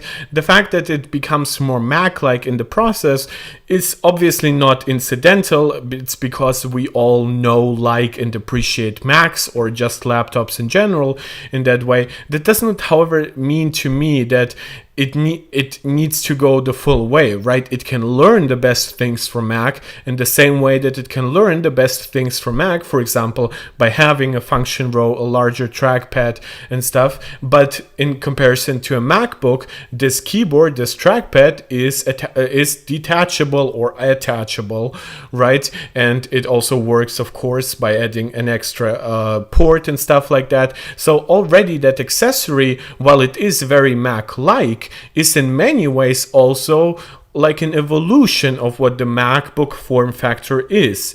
And similarly to that, I want iPadOS to learn actually a lot from macOS, but not just be a one-to-one reproduction or just copy and paste macOS and then dual boot it, right? This is kind of my counter already, because he brings up very good point that the iPad can objectively be made better by learning a lot from the Mac. However, how much it has to actually copy one-to-one, right? It's like the difference between like actually asking a smart student in your class like what can be done to make like how, like what is wrong with the way I answered my homework, right? But you actually try to do your homework and then you actually learn something from that student, versus just one-to-one copying their homework, right? And just saying it's yours. In one process, you've actually tried to do the work, you've tried to improve it later on, and in the other, you basically learned nothing. For Fidel, for you it's 0:47, so the same for me. Normally you don't mind staying up late on weekends, but you gotta get up at 7. Yeah, I fully understand that, man. Like I can sleep through tomorrow, so at around like 10:30 a.m. I believe I'll set my alarm. But I do have plans on the weekends. I'm actually not sure if I'll be able to stream. This is why it was very important for me to do a stream today. And we get like new people now with every stream ever since I got like the silver play button, because usually people tune into my videos after the stream had already passed. Believe me, I really appreciate that, but the interaction is really low on like posted live streams, because people like they check them out, they go to whatever portion of the video interests them, but obviously it's not the same as direct interaction. And fundamentally I'm not a live streamer, because obviously this is not my whole career or whatever, but my presence on YouTube is that of a live streamer, and I thrive in interaction, in communication, in a little bit of confrontation. So this is what I try to encourage people to do, and we had like 12-14 people today, which isn't a lot. Sometimes we have like 20-30, right? But we had like one of the most lively chats in quite a while, and you can see that this brought up my energies a lot. trackpad on my iPad feels a little fabricy and it collects a lot of oil, so I wish it had more of an aluminum enclosure so that it felt like a Mac, and I prefer that glass trackpad with the haptic feedback from my Mac. Can we make the iPad more like that? And John Turnus with the iPad hardware team just keeps going, heck yeah, let's make it as much like a Mac as possible, right? They gave it Type-C, which was on the Mac. Which I believe they even said that, like, about the new Magic Keyboard, right? They said something like, it feels like familiar to, like, your MacBook experience. They didn't say it's like MacBook-like, but they very much alluded to something like that. First, they gave it Apple Silicon with the M series of chips, so now you're rocking the same chips in your Macs as you are the iPad, and with the iPad Pro launch, now the M4 chip, which is this incredibly capable chip, is debuting in an iPad before it even debuts in a Mac, and they start giving us... You can see, by the way, that Drew brings up a lot of the points that we have made, right? It's a very capable hardware, especially like now it's even currently ahead of the MacBook Air and the M3 MacBook Pro. The hardware itself is not just powerful, but versatile because of the almost unique form factor and how it interacts with keyboards, with like accessories, but also of course that something has to give, because this is now an expensive device, especially once you combine it with that with those accessories.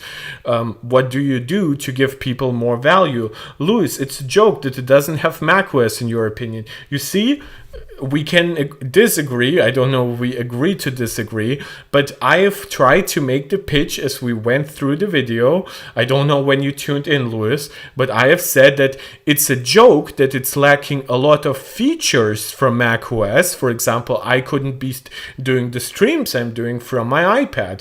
Like, I could technically do with a lot of workarounds, but it just doesn't have something like OBS, right? I've already said that it's a joke that it doesn't have even like a less powerful version of Xcode, the way it has like a slightly less powerful version of Final Cut and Logic. I have said that it's a little bit of a joke that the Files app has 1/10 the functionality of the Finder app. Now, I would understand why it probably wouldn't get the entire functionality of the Finder app, but in my opinion it deserves a little bit more at least. So you see where we go, like it's a little bit like when it says like you give somebody like a hand for like a handshake. Basically you find some agreement, but once they have your hand they go for the entire arm, right? So the idea is basically baby steps forward and becomes like but a slippery slope, and suddenly you find yourself like losing ground and losing the identity, which I've labeled here a distinct user experience for the iPad. And Drew himself mentioned that like Steve Jobs pitched it as like being between an iPhone and an iPad.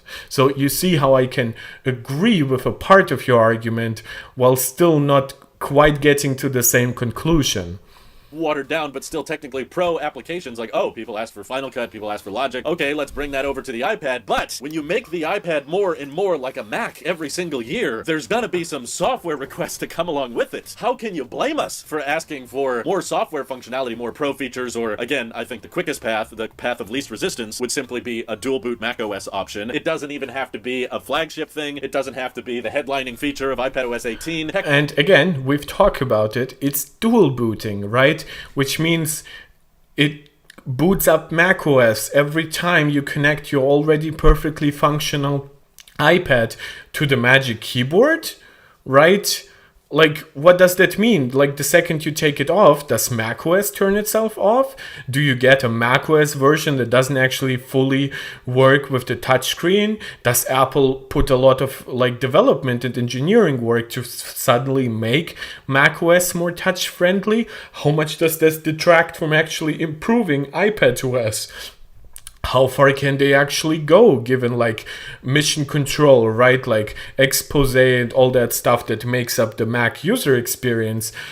How much can you actually bring of that without making icons much larger, right? Without having Launchpad always up front, the way like you have like the iPad home screen always up front, because now you have a lot of steps to actually get to the apps.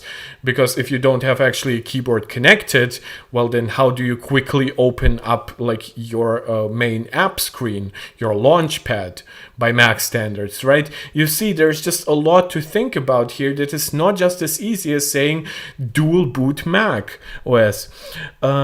Louis, you're saying you think they should make an attempt to make desktop apps on iPad as it's more capable than some of the Macs available. Yes, you see, Louis, you see how much we can get done in a more productive conversation, where I absolutely agree. And I don't know when you tuned in, but I have said that like Apple should bring Xcode. Apple should bring a fully featured version of Final Cut and Logic.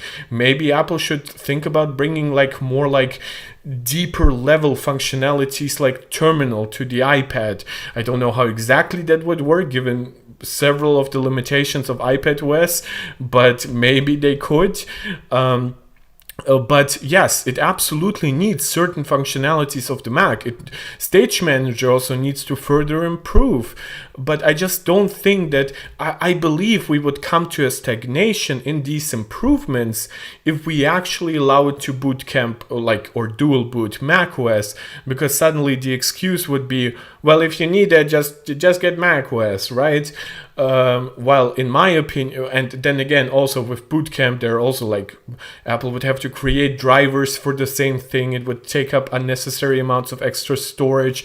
It wouldn't make like your whatever you do on iPadOS, unless you also upload everything to the cloud, it wouldn't be instantly in your Mac version. So you would, even if you used iCloud, that means you would also have to immediately re-download it once you actually put it into macOS. And what happens if like your files get corrupted the second like macOS like disengages when you disconnect from the Magic Keyboard? It goes on and on. I would even be happy in praising Apple if it was only restricted to the 1 terabyte or even the 2 terabyte iPad tier. They're already doing.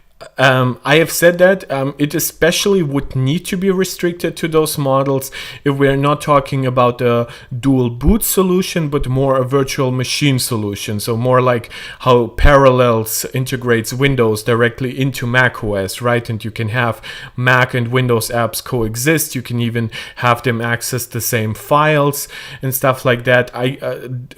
Now you would need to allocate potentially like some fixed amount of memory to iPadOS, some fixed amount of memory to macOS. So again, it creates other complications as well, unfortunately. Doing that with the nanotextured glass, and this is a software feature, right? They don't even have to do it at the factory. So this would be an easier thing for them to say, well, for dual booting, you need to have the extra gigs of RAM, and you need the non-binned M4, and you need more storage so that you can partition the drive or whatever between iPadOS and macOS. And it could be buried in settings so that your grandmas and your kiddos that are using the iPad to watch Bluey or just as a FaceTime machine, they'll never notice the difference. iPadOS can continue to get quality of life updates, and it will continue to be kind of just blown up iPhone, and it will continue to be. But you see, like, you came up with a sort of absolute statements, right? You said, like, we want macOS, right? So now I was getting ready to disagree with you and bring up the usual counters.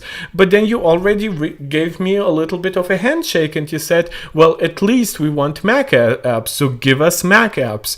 And the question is, would we, and I mentioned that before in the stream, would we have like more like a reverse situation of what we currently have on the Mac App Store?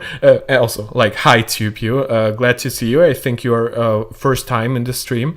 Would we have a reverse situation of like the Mac App Store where instead of the Mac using iPad and iPhone apps, now suddenly the iPad could access Mac apps? Now that wouldn't be a slam dunk always, because there are some APIs for macOS that don't quite exist the same way on iPadOS, but for the most thing it could still work. Or would we have a reverse catalyst where instead of having a developer tool that allows better porting of iPad apps to macOS, would we have a developer tool that lets them easier port Mac apps to iPadOS? Don't forget that a lot of Mac apps don't even exist on the App Store. They like people download them from the web, and that's also a different discussion on the iPad. TubeU, yeah, give us Mac apps. I would be very happy with that, honestly. Well, I've outlined different things how it could happen. And of course, it would be up to Apple to to decide whether they want the fully automatic solution or the one that needs a little bit more development work. But yeah, I see that it could work. Louis, you're saying the problem with Apple is they drip fit consumers, which I assume they mean like macOS features coming to iPadOS. So I assume it will be at least a few gens out before Apple even contemplates adding it. Do you mean like Mac apps or actual macOS? Oh yeah, Louis, you mean Mac apps. Okay. Yeah, I could see that. But especially right now, Apple is really focused on AI. So it could legitimately be like 2 years before Apple contemplates like deep changes, especially like if there are also some redesigns in iOS 18, iPadOS 18, the next macOS version. Who knows? GPU SSD, maybe Apple could allow those APIs as well. Yes, but again, we're talking about development work. We're talking about time that would have to pass. So which again, this is why Drew is actually arguing for dual boot, because in his opinion, that is the fastest version. Maybe iPadOS can just provide the same level of system. Well, it definitely can provide those system APIs on a hardware level, but the way it interacts with firmware becomes different between iPadOS and macOS. So again, those are good points. You guys are actually fantastic. You guys proved to me that in an honest discussion, we can all like be completely of different opinions, but actually like be fair to each other. Be that for the everyday people, but for the hardcore nerds that are willing to drop $2,000 on an iPad setup, which you kind of have to, especially on these Pros with their OLED displays. And by the way, we have quite a lot of people watching right now. It got a little lower, that's no problem. And if you are new to the channel, if you're enjoying the content, please subscribe, like, share, comment. Please let me know if I'm doing something really, really wrong or really, really right. If you're enjoying this and want to support this channel directly, Fidel and George actually went up ahead and left super chats and showed you that you can do that. Leave a super chat or a super sticker right while I live stream. Or if you want to support this channel directly in the long term, you can find my Patreon link in the description of this channel. Your old keyboard case doesn't work, and your old Apple Pencil's not going to work. So immediately, if you want to replace your existing Apple Pencil and keyboard setup, it's definitely high priced. I'm not fighting that. That kind of money on the iPad are definitely coming nowhere near maxing out the capability of the silicon or the performance that Apple is shipping. Again, that is not true. Even a limited version of Final Cut or Logic could still use the full multi-threaded performance of the M4. So this idea that it's not maxing out the chip because it's like doing less to put it at full throttle the way you can do with some Mac benchmarks or whatever. It's really a little bit of like you're basically saying I'm not happy with the Final Cut app, therefore I'm devaluing this idea that this version of Final Cut can actually fully leverage the M4. That is not true. Apple does not build a version for Final Cut that only uses like 80% of the chip. Shipping in these things. And I think it's a huge missed opportunity that Apple is not taking advantage of the fact that this is incredibly capable hardware. And in my opinion, aside from the fact about legacy ports or longer battery life, I think the iPad Pro in particular, especially the ones with 1 terabyte or 2 terabytes of storage, have all of the necessary hardware to do anything that an M3 MacBook Air can do and more. Someone who wants to run the fully unlocked version of Final Cut or Logic, or someone that wants to write. Yes, Louis, you're saying the problem with dual booting is that can cause security issues if you don't know what you're doing. I would assume that dual booting on iPadOS would be a very automated process, even more so than like Boot Camp was on macOS. And I would also assume that dual booting on iPadOS would only ever give you support for macOS, right? So no installing Linux or whatever. This would just be a feature. You go into the settings app, or maybe it would be like a specific app that Apple makes, like another Boot Camp or whatever, and you click 2 buttons and it downloads macOS. You choose how much storage you give it. Maybe Apple only lets you choose between like exactly halving your storage or whatever. It gives you some information that like you're about to install macOS. macOS is great, but macOS also might be less secure because it supports stuff like site loading, right? And then it's basically fixed, right? I don't think that Apple hates macOS enough to like say that like dual booting would be actually a big security problem. I think Apple would more talk about it. It's just not a very convenient thing. Tupu, I feel like the new iPads are hard to justify for consumers since they're very expensive and also not as powerful as much as they should be. Well, again, they are powerful, but I guess you're talking about how to leverage that power. Software features wise, okay, I should have just read your message. There's a lot of software that just doesn't exist. Yes, but again, when you think about an app like Procreate, right, a powerful drawing tool, and now even I believe they call it Procreate Dreams, where you create animation simply by drawing them and combining them, well, that doesn't exist on your Mac. I mean, sure, there's like AutoCAD software and Blender, but now this is a very automated process that uses your multi-touch, your Apple Pencil, whatever. You see, like there's some stuff that the iPad does way better than even like any Wacom tablet. Yes. Xcode software should yes, Tupu, we're basically in agreement here be able on to do most that things. if they're dropping $2,000 on a device with a 13-inch display, a keyboard with the function keys, the trackpad, great speaker system, a Thunderbolt port, and now, according to Marquez, 60 watts of power that can be charged through the smart connector on the back. So now you can fast charge it from the left side or the right side. There's just so much incredible, capable performance here that is being fundamentally limited by so many limitations of, well, it's an iPad. It's not meant to do that. You should buy a Mac if you want to do that. And I'm sorry, I just find that ridiculous because I cannot tell you how many comments I've seen in the last 24 hours of people saying, wow, the new iPad hardware looks... The escape button on the new keyboard makes me hope for something related to macOS. Okay, that's funny. Wait, doesn't like... Just briefly, this is my Logitech keyboard from the Logitech Combo Touch. Does the new Magic Keyboard have actually an escape button? Because I have like the home screen button here. It's basically like return to home. Yeah, that could actually mean something like that. The first issue I see is the Air lacking Face ID. Yeah, whatever. It's a cheaper device. Macs also lack Face ID. RE, the new keyboard, Apple said it would feel like a MacBook. Yes, then I remembered it correctly from the live stream. But they didn't give the option to install macOS. Okay. It's really cool. Super thin, super light. Louis, you're saying, I think it depends on the iPad. If you're talking about 10th gen iPad, that is underpowered due to the cost and price.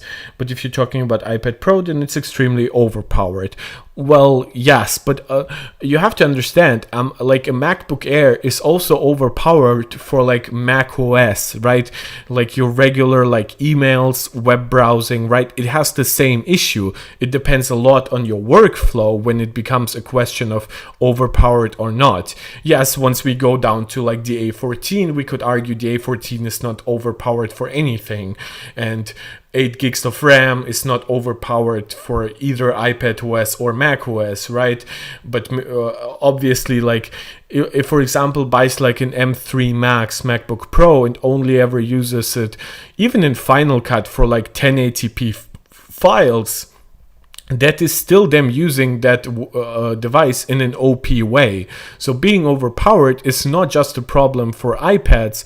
It's more of a question like, are you buying something that really reflects your use case? It's a very philosophical discussion, because while the iPad might be overpowered, it also has that fantastic screen. So if you are somebody who has like enormous amounts of money and all you care about is having the best possible YouTube and Netflix watching experience on the go, maybe on the train, on the plane, I'm turning into Dr. Zeus here, then suddenly it's not overpowered because it does the main thing right. Jupu, you're saying, I agree with you. You're much more precise in your use of words than most. Thank you. I pride myself on that, and I'm a little bit of a debate bro in that regard. You can definitely render videos or 3D models and so on. That's true. There's a lot of ways to make the M4 sweat. Exactly. You can leverage its power, but can you leverage it in exactly the ways you want it to leverage? Louis, yeah, the keyboard has escape, which is cool. That's actually like something I missed. You see, guys, this is why I do this interactive stuff. Also, actually, if Apple could make a version of macOS like Windows 11 and 10, that would be sweet.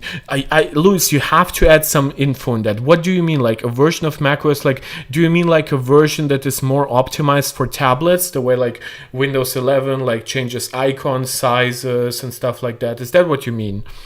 TubeU, I think most people are using this word wrong. iPad is actually lacking powerful software, not that much overpowered. Yeah. I think I can agree with that wording. Lightweight, I love the OLED display, I love everything it's capable of, but because it's just an iPad at the end of the day, because it's still... And you see, there's language that we have all internalized, right? And it's like The Verge, I think, is actually the ones who started it. I believe it was when like Dan Seifert was like still there, if I remember his name correctly, and he's had like reviews where it's like, and it's an iPad, right? That was basically like the running joke, and MKBHD started to also use that, where it's like, it's an iPad, right? It has like some of the good stuff you associate with iPad, but also all the bad. And that's kind of how we all started saying like, oh, it's an iPad. And we all sort of instinctively understand that, yeah, that's kind of a negative statement, the way people started using it. You're saying Windows 10 11S. Oh yeah, you mean like, I'm sorry, I kind of ignored the S in your last message. Would you want that though? Would you want a lockdown macOS version that suddenly what didn't allow you sideloading? Because I'm actually somebody, I don't think sideloading is very necessary on a smartphone, but I'm actually a decent proponent of sideloading on tablets, especially powerful tablets. Like, would you want a macOS version that suddenly lets you only download stuff from like the Mac App Store? Because the Mac, like, if we're talking like iPad App Store, I could almost agree more. But the Mac App Store is like trash in comparison to what we get on iOS and iPadOS. And don't forget that developers unfortunately restrict you from downloading many iPad apps through the Mac App Store. iPad OS, yeah, I can't justify it. I would rather just keep using my Mac. Apple, you're leaving free money on the table here, and I do not believe that it would cannibalize sales. An iPad that's capable of running Mac OS as an option for those who want to unlock it would not take away sales from the Mac, because there's still people out... Chupi, you're saying you think sideloading is necessary to having a proper computer. I could disagree with you on a purely like intellectual level, where I say that like in a perfect world, I would want to not download anything from the web on my Mac, and even more obscure apps, more enthusiast apps would all exist on the Mac App Store.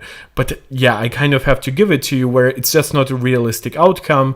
And even the way like Steam works, you kind of like, I have like even Steam installed on my Mac, even though it's a garbage app on Mac, unfortunately, but I play like Vampire Survivors through that. So yeah, I agree. They should preload with that sort of version, but they're able. You're capable of disabling basically the limitation. Unfortunately, though, functionally, if you can easily disable it with like a button press, it becomes basically non-existent as a limitation. We saw that actually with Windows 10s or 11s, right? We saw people basically saying, I don't even want to press that button. Why are you giving me something limited if I'm gonna disable it anyway? And I kind of think that's the reason why it didn't took off. Yeah. TubeU, yeah, we are in agreement. It's more of an intellectual discussion of you could still have like a fully like lockdown system with every app, but not ironically, but like unfortunately, that's not how the world works. Out there that would want to have more ports than what the iPad offers, that would want the larger display that we now have on both the 15-inch MacBook Air and 16-inch MacBook Pro. Also, the Pros and Airs have MagSafe, as well as the Pros rocking the legacy ports like HDMI and the SD card slide. Also, all the MacBooks still have headphone jacks, if you really care about that. The iPad doesn't. It would make... I mean, yeah, but a lot of that stuff is like easily fixable. I mean, Apple would probably also get to sell you more accessories, but they get to sell you like a $2,500 cheapest 16-inch MacBook Pro, so they kind of do want to do that too. Really be an option for people who want a device that's really great with Apple Pencil features and drawing and writing, that also want some Mac-like functionality, whether that be Xcode for software engineering, or they don't want the watered-down membership-only Final Cut or Logic. They want the... Again, I think people who complain about the membership, like, I understand. The problem is the association, right? It's the problem that you pay the subscription for a watered down Final Cut version as he understands it. But if it was like a $5 subscription to the full Mac version that costs $300, which would equate to 60 months or 5 years of payments, it kind of would become a different discussion, wouldn't it? Right? So you instinctively turn against something that is on iPad, i.e. the subscription, even though you probably wouldn't be as outraged by the subscription if it was associated with the full Mac version. Same logic in Final Cut that they have on their Mac. How come an M1 MacBook Air, which you can buy for like, what, $700 at Walmart, is capable of accessing all of these features, and yet a $3,000 iPad is not, even though it has a far more capable chip? Well, it all comes down to, but it's an iPad. It's not meant to do those kinds of things. So the hardcore Apple... But again, it's an iPad. He says it in a negative way, but I've also said the iPad has a distinct user experience with a lot of pros, and he refuses to engage with many of the counterpoints to like booting up with like, what happens, like, is it dual booting every time you connect to the Magic Keyboard or not, right? How much storage and RAM consideration do you need for that? It becomes just like a bigger issue, and the more you think about it, out there, they're going to continue buying both, okay? They're going to buy the latest M4 Max, MacBook Pro. Lewis, you're saying the problem is that you can't physically own most things, or even like fully own things, right? I mean, you can like you probably wouldn't want to own Final Cut on like a disc, but yeah, I understand that you don't have like the option to pay $300 on the iPad and then forever own that version of Final Cut. However, I would say people would treat the subscription much more nicely if that subscription gave you access to both the iPad and the Mac version. I think that Apple needs to do that. They support shared purchases across iOS and macOS anyway, so why not do that for... I never understood that. I think they're hamstringing themselves in that way.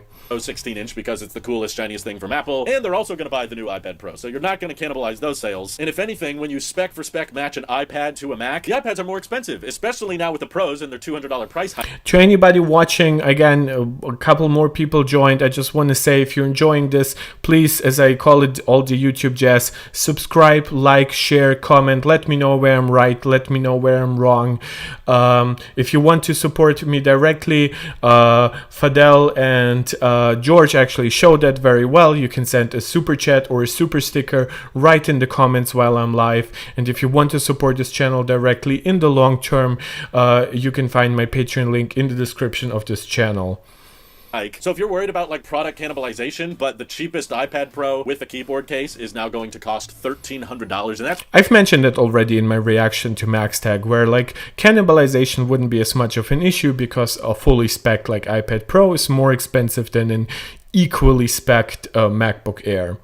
For the 11-inch, compare that to, you know, an M2 or an M3 MacBook Air starting at... Tubu, I think you actually came to all the conclusions that I've made here.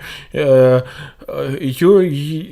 super duper open-minded. You see how you started, but Tubu, you're subscribed. Thank you very much. It's like, it's always so fun to meet new people. You're saying you personally don't prefer macOS being on iPad.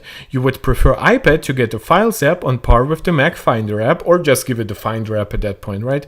And Mac apps, which I assume would... they wouldn't necessarily even have to be like Mac apps, right? They would just have to be Pro apps that are largely equivalent to Mac functionality, right? Which is a little different from like, because you would want those apps to still be like a little bit more tuned for like multi-touch. You would want them to support Apple Pencil. So you wouldn't, maybe the exact same Mac app wouldn't even be that great, but maybe a Mac equivalent app with iPad stuff on top, like a cherry on top, that is where we actually get the really good stuff.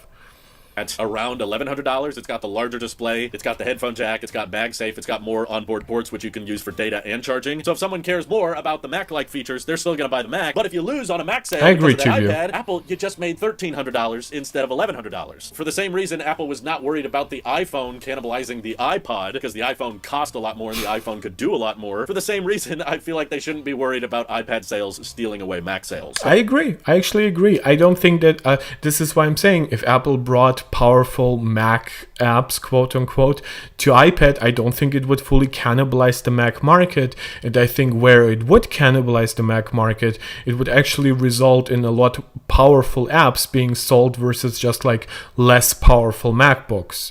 Also, Apple could like tune the Mac lineup a little bit. They could like make the MacBook Air just a little bit cheaper, so it might become a little bit more of a like an attractive version versus an iPad Pro. They could make the iPad Air actually more expensive to reflect that. Maybe they would just make it $200 more expensive, but now make it start with 256 gigs of storage. So suddenly both iPad Air and iPad Pro are now very close to $1,000.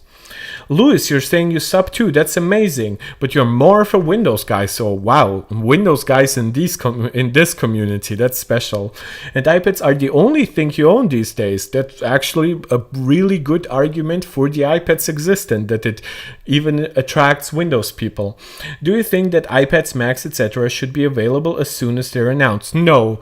I think that some pre-order, what I dislike is when it takes like a month or two, right? Like the way Xiaomi like sometimes announces phones and then it takes like 2 months for any kind of like especially worldwide availability, or the way Sony used to do it, where we had like 4-month gaps between the announcement and when a device goes on sale. But I think that 1.5 to 2 weeks is actually great, and sometimes actually Apple does have day one availability, but that is usually when a change is pretty minor and they don't need to build up marketing for that. But just for marketing and logistical reasons, I actually think it's good to have like around 2 weeks maybe in between. Jupiter saying, well, ideally, but I would be happy if I just had Mac apps as well. Like iPad versions on par with Mac apps would be the dream, but just literally Mac apps would be good too. I agree. Like there are obviously like compromises we're all willing to make on the way to a perfect future. The hardware performance of iPad is just like off the charts. They're like running circles around the competition with how thin they can make it, how bright they can make their incredibly rich and vibrant displays. The performance that you get out of an M4 chip is just nuts for a device that is fundamentally limited in this way. And Tubio, you're clarifying. Ideally, you would want more powerful iPad apps. If not, just the ability to run macOS apps on iPadOS, or if not, macOS on iPad with dual boot, right? So you basically created a hierarchy of outcomes, or basically a priority list where you would prefer one, but you would take like one step down, and then you would take one step below that. And I actually think that this is a very human attitude. That's kind of how we treat a lot of things in life, right? Sometimes we don't get our dream job, we get our second best job, but maybe then the third best, and maybe we then just continue up the ladder, maybe change jobs entirely, maybe just change the exact position, maybe we change entire careers, right? And then we try to reach for the best solution, and it's kind of that way too with whatever we consume. Sometimes we don't have the money to get the best thing, so the more expensive thing is actually worse, right? Because now you will have to create money issues in your life. So why would you do that? But now when you actually have the higher finances, then the better thing actually becomes even better, because now you're also extra proud that you can afford it and stuff like that. It's weird how the human mind sometimes processes all that shit. I'm getting annoyed by how many times I've had to say this in videos and had to echo it after every iPad event, but the reason I'm not stopping, the reason I'm not giving up, is because despite all of my pleas and cries, Apple does still occasionally listen to us and listen to their community. I'm not trying to say that they're purely listening to me, but long before the EU law about USB-C, and long before there were any rumors about USB-C coming to the iPhone, I was advocating for it. I was saying USB-C is the only logical conclusion for the iPhone to go forward with. The portless arguments were weak, and the Lightning port wasn't making much sense anymore. I was like, the USB-C port... That's not a bad argument, right? Because fundamentally, he's not making an appeal to that this is just the best case. He's saying it's the best case because people are asking for it. And ultimately, in most businesses, customer is king. So if customers actually ever stopped entirely like buying the iPad Pro, for example, I actually do believe that Apple would at that point consider it. Fundamentally, Apple does have strong beliefs and morals or whatever, but money speaks louder for businesses, for shareholders specifically. So he makes a good point that if enough consumers ask for it, if maybe Apple even feels it in their wallet, in their Apple wallet, if you forgive the very punny joke, then Apple would consider it, even if that's not something they personally would agree, their engineers, their developers, their executives, it would not be their preferable outcome where they sell you both an iPhone, an iPad and a Mac. But if suddenly people don't buy neither, or only buy the cheaper MacBook Air and don't even consider like an iPad Pro, suddenly Apple would be in the position of like, well, we would prefer you to buy a more expensive iPad Pro versus a cheaper MacBook Air. So here you go, there you go, here's Boot Camp. You can upsell people on. That can be a feature. Going portless would not be a feature, and you can't improve on Lightning as much because of how old and dated the design is. And Louis, you're saying you don't understand why Apple didn't make the decision to refresh the Mac lineup with the M4 chips as well. The reason Lightning was kept was due to MFI. No, I disagree. Lightning was not kept due to MFI. If you actually look at Apple's finances, MFI is like a niche of a niche. It's basically a cent of a cent of a cent of Apple's income. And when you actually look at some of the excitement that USB-C created and some of the other accessories that Apple now can sell, more with a focus on higher throughput data stuff, I actually don't think that MFI was ever the reason for keeping Lightning. I think honestly that Apple in a way was just lazy and wanted to keep the same Lightning, because don't forget, there was actually even like a USB 3 Lightning on iPad Pros. Apple just never bothered to bring it to iPhone. But on iPhone, I think they really hope to eventually go with like a completely portless design. And until then, it kind of didn't make sense. If Apple thought that like a portless future was just around the corner, then introducing USB-C for 2 or 3 years would be very confusing. But now with the EU regulations and potentially the same kind of regulation in countries like India, Apple just said, F it, we probably are not going completely wireless anytime soon, so let us go USB-C, let us give extra features to the pros and stuff like that. That's my take, you don't have to agree with it, but MFI, if you just look at Apple's finances, it's just such a low percentage, even low absolute number. It just doesn't make sense. If Apple can instead sell you a more expensive iPhone and say like, oh, part of the expense is like USB-C 10 gigabit or even eventually like Thunderbolt, that benefits them far more than the minuscule revenue of MFI ever did. And as for why they didn't upgrade Macs with M4, quite honestly, the main reason for that is they want to sell out of M3 MacBook inventory. Obviously, the M4 was not available in late 2023. Second generation 3nm production only started ramping up at that point. So it's basically like a logistical reason. Simultaneously, in my iOS wish list, I kept begging Apple for a charge limiter. I kept saying over and over again, please let me cap the battery on my iPhone to 80%, especially for a lot of people out there that have ready access to wireless chargers and they leave their phone on the charger all day. We're degrading our batteries unnecessarily, so please add a charge limiter. And sure, they didn't quite do it as simply as I wanted, but they did do it on the iPhone 15 series. We got it added now. It's working. It's helping with my battery health. I love it. Even when the iPad 10 came out a couple of years ago, I was mad about the Apple Pencil not being compatible anymore. So I said, Apple, if you just move the landscape camera a little bit. Tubu, you're saying to expand on your point, you're considering moving to Windows. Oh, you traitor. No, it's completely fine. If that fits your needs some more, why not? I don't get Mac apps in the next couple of months on iPad. Oh, it's like a boycott. Okay. I don't want to carry 2 devices. What would you get? Would you get like a Surface laptop? Not like a Surface laptop. Would you get like a Surface Pro if you wanted to keep like the more tablet-y form factor? Or would you just go with like any kind of Windows laptop, let me know. Louis, you're saying you also think Apple is going to struggle as the EU has mandated removable backs. I would be careful in all of that. The EU has created also a lot of exceptions to certain rules and regulations. Some of them comes into effect years later. It depends on the form factor. On the laptops, Apple already has like a pretty easy to access back. On the iPad, Apple could make the argument it's just architecturally not feasible, and basically it would be up to the EU to analyze that claim. So it's kind of when people thought that Apple would be like really problematic and really fight the USB-C thing. Fundamentally, it didn't hurt Apple whatsoever. YouTube, maybe HP Spectre 360S. If you are obviously willing to come back to future streams, I would love to like just look through Windows laptop reviews, stuff like that. Especially maybe once we get like Snapdragon X Elite devices, because I've heard that there were like the latest Dell XPS stuff, and to a degree the HP Spectres, they're not as good as they used to be in some ways. And maybe I could also make the argument that the chips you would be getting right now are a lot worse than the chip you will be getting in like a year.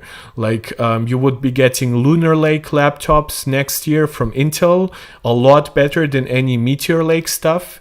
And from AMD, yes, they have like the 8840 U and whatever, like basically their mobility versions built on 4 nanometer. But you could wait until Strix Point, but Strix Point also is still like 4 nanometer. But then like next year, you're very likely to get like Zen 5 plus RDNA 4 inside like a Strix Halo successor. There's a lot. I'm sorry, I lost my thread a little bit because there's just so much. As you guys can hear, I also keep up with like Windows stuff and PC components. But yeah, it needs a separate stream. It needs like a lot more bandwidth from my brain. Louis, I don't think you will ever use Macs as your main driver. That's fair. I miss the old days of the IBM ThinkPads. Okay, yeah, that's obviously... I mean, ThinkPads still exist like through Lenovo, but yeah, it's not the same, obviously. Off to the side so that there's still room for the charge connector of the Apple Pencil. You can have the best of both worlds. You could still have your landscape front-facing camera, and you could still have a magnetic Apple Pencil. And now, after yesterday's event, again, I'm not trying to take credit for it, but they did listen. They did come to some of these conclusions that I've been preaching for a long time. For the same reason that Apple sometimes listens to us and finally gets... By the way, guys, we are once again getting close to wrapping up. I've said that after the Max Tech video, but I am getting close to wrapping up here. It's, again, we have more people watching now than before. If you are enjoying this, if you want to join the community, please subscribe, like, share, comment. We call this my YouTube jazz that I encourage people to do.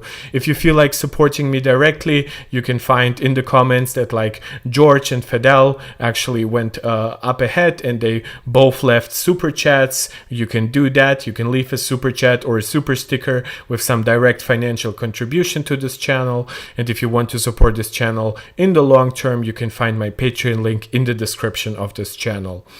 Tupio, reason is you simply need a mobile touchscreen plus pen. Okay, so Surface definitely good for that, but HP obviously does those things too. You need professional software, so assume if you're going with Windows, you probably wouldn't want X Elite because that's an ARM chip. You would get into some compatibility issues. Unfortunately, iPad is not meeting this end. Louis, you're saying wouldn't recommend switching to an Intel-based machine. It depends. Right, Meteor Lake right now is still less efficient than AMD, but next year Lunar Lake will be actually using a mix of TSMC 3 nanometer, maybe Intel's 20A node, and it might actually take AMD longer to switch to a node like this. So maybe at that point Intel would regain an efficiency crown. Apple is not offering touchscreens and pens for MacBook, obviously. Yeah, I understand the issue. gets around to adding things that we've been asking for, I'm going to continue. Somebody mentioned that in like the comments before. Obviously there's like, or there was like this one company that tried to retrofit like touchscreens to Macs, but obviously I don't recommend that. Echoing over and over again that there will always be more and more features that people are looking for in an iPad that is already on a Mac, purely because of macOS. Bernard, I don't think I've ever seen you in the chat. Welcome. Microsoft have laptops before their Surface devices for students, yet they have just one OS that supports all devices, and what they did with their OS is differentiate their Students Edition. Yeah, of course. I mean, they have like the Surface Mini or whatever they call it, and they have like Windows 11s or whatever, which would be a fully like only through the Windows App Store. What do they call it even on Windows? I'll forget. Windows Marketplace? No. I always forget, doesn't matter. But yeah, obviously Windows is more open than macOS, but then Linux is way more open than Windows. So of course, those are considerations you have to make for yourself. You have to think about pricing, capabilities, ease of use, all that stuff. I'm like an Apple Focus channel, but I know a lot about Windows PCs and Intel chips, AMD chips, consoles. We sometimes cover a decent amount of PlayStation stuff here. When the PS5 Pro comes out, I'll definitely be covering that. So I never judge people here for having Android or Windows devices or whatever. This is not the type of community. I'm not an Apple sheep. I'm an Apple enthusiast, and I happen to know a lot about Apple and more about Apple than I do everything else in terms of tech. And Apple interests me more, so that's what I cover. But if somebody wants to bring up stuff about why they prefer Windows or Android or a certain form factor of devices, I'm absolutely game with that, believe me. In hardware, and you could sell a lot more of these high-priced iPads, Apple. You could make so much more money if you just gave the community what they're asking for, which is not to replace iPadOS, not to give up on iPadOS, but for those who are spending top dollar, you could say installing macOS on the iPad requires a keyboard and mouse to be connected. It could even require the Magic Keyboard. It won't work with any other Bluetooth one, and you have to go into settings and scroll down to the bottom. But those would also be like very artificial restrictions. Like people would start questioning those restrictions rather quickly. Why wouldn't it work with like a Bluetooth keyboard if like Macs support Bluetooth keyboards, right? It would be a little bit weird. Double tap something a million times so that no one gets confused, but ultimately for the same reason we have Chip, you're saying you too, actually, similar like you. You've used Windows before, but also have used Apple in the last 15 years. Wow. Yeah, that's quite a history of usage.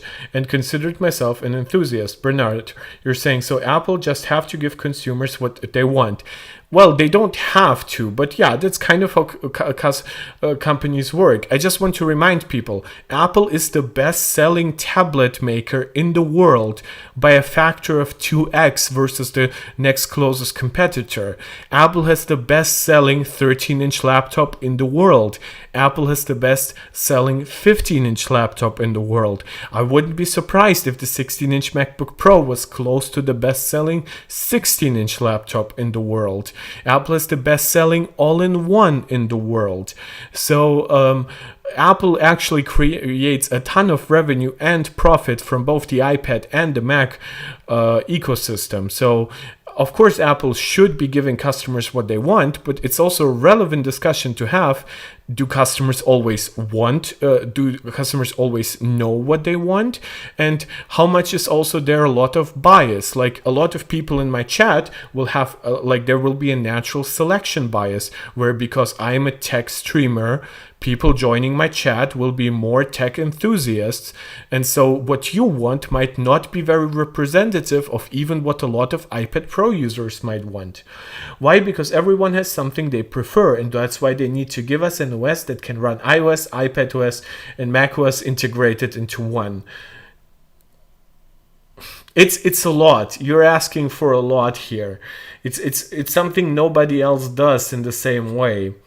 Like you usually have like an element of like stretching an OS, like Samsung DeX, for example, but you don't even have like Windows running on Android tablets or whatever, and nobody really installs Android on Windows laptops.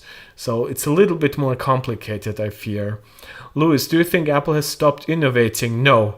I don't think that Apple has stopped innovating. I think that the pace of innovation becomes slower as technology advances.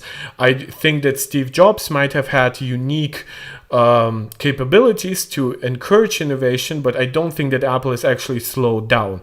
I think the entire industry has slowed down in innovation, and I think that a lot of what has been sold to us as innovation in like the last 5 to 8 years, like all the crypto stuff, much of the AI stuff, like I believe in AI, but I don't believe in like AI in the way that some companies use it. I think that a lot of what people have discussed is innovation, like all the, for example, the new AI crap, like the Humane AI pin and the rabbit. I don't consider that innovation. I think that Vision Pro is innovative, but I think as an individual product, it also has its issues.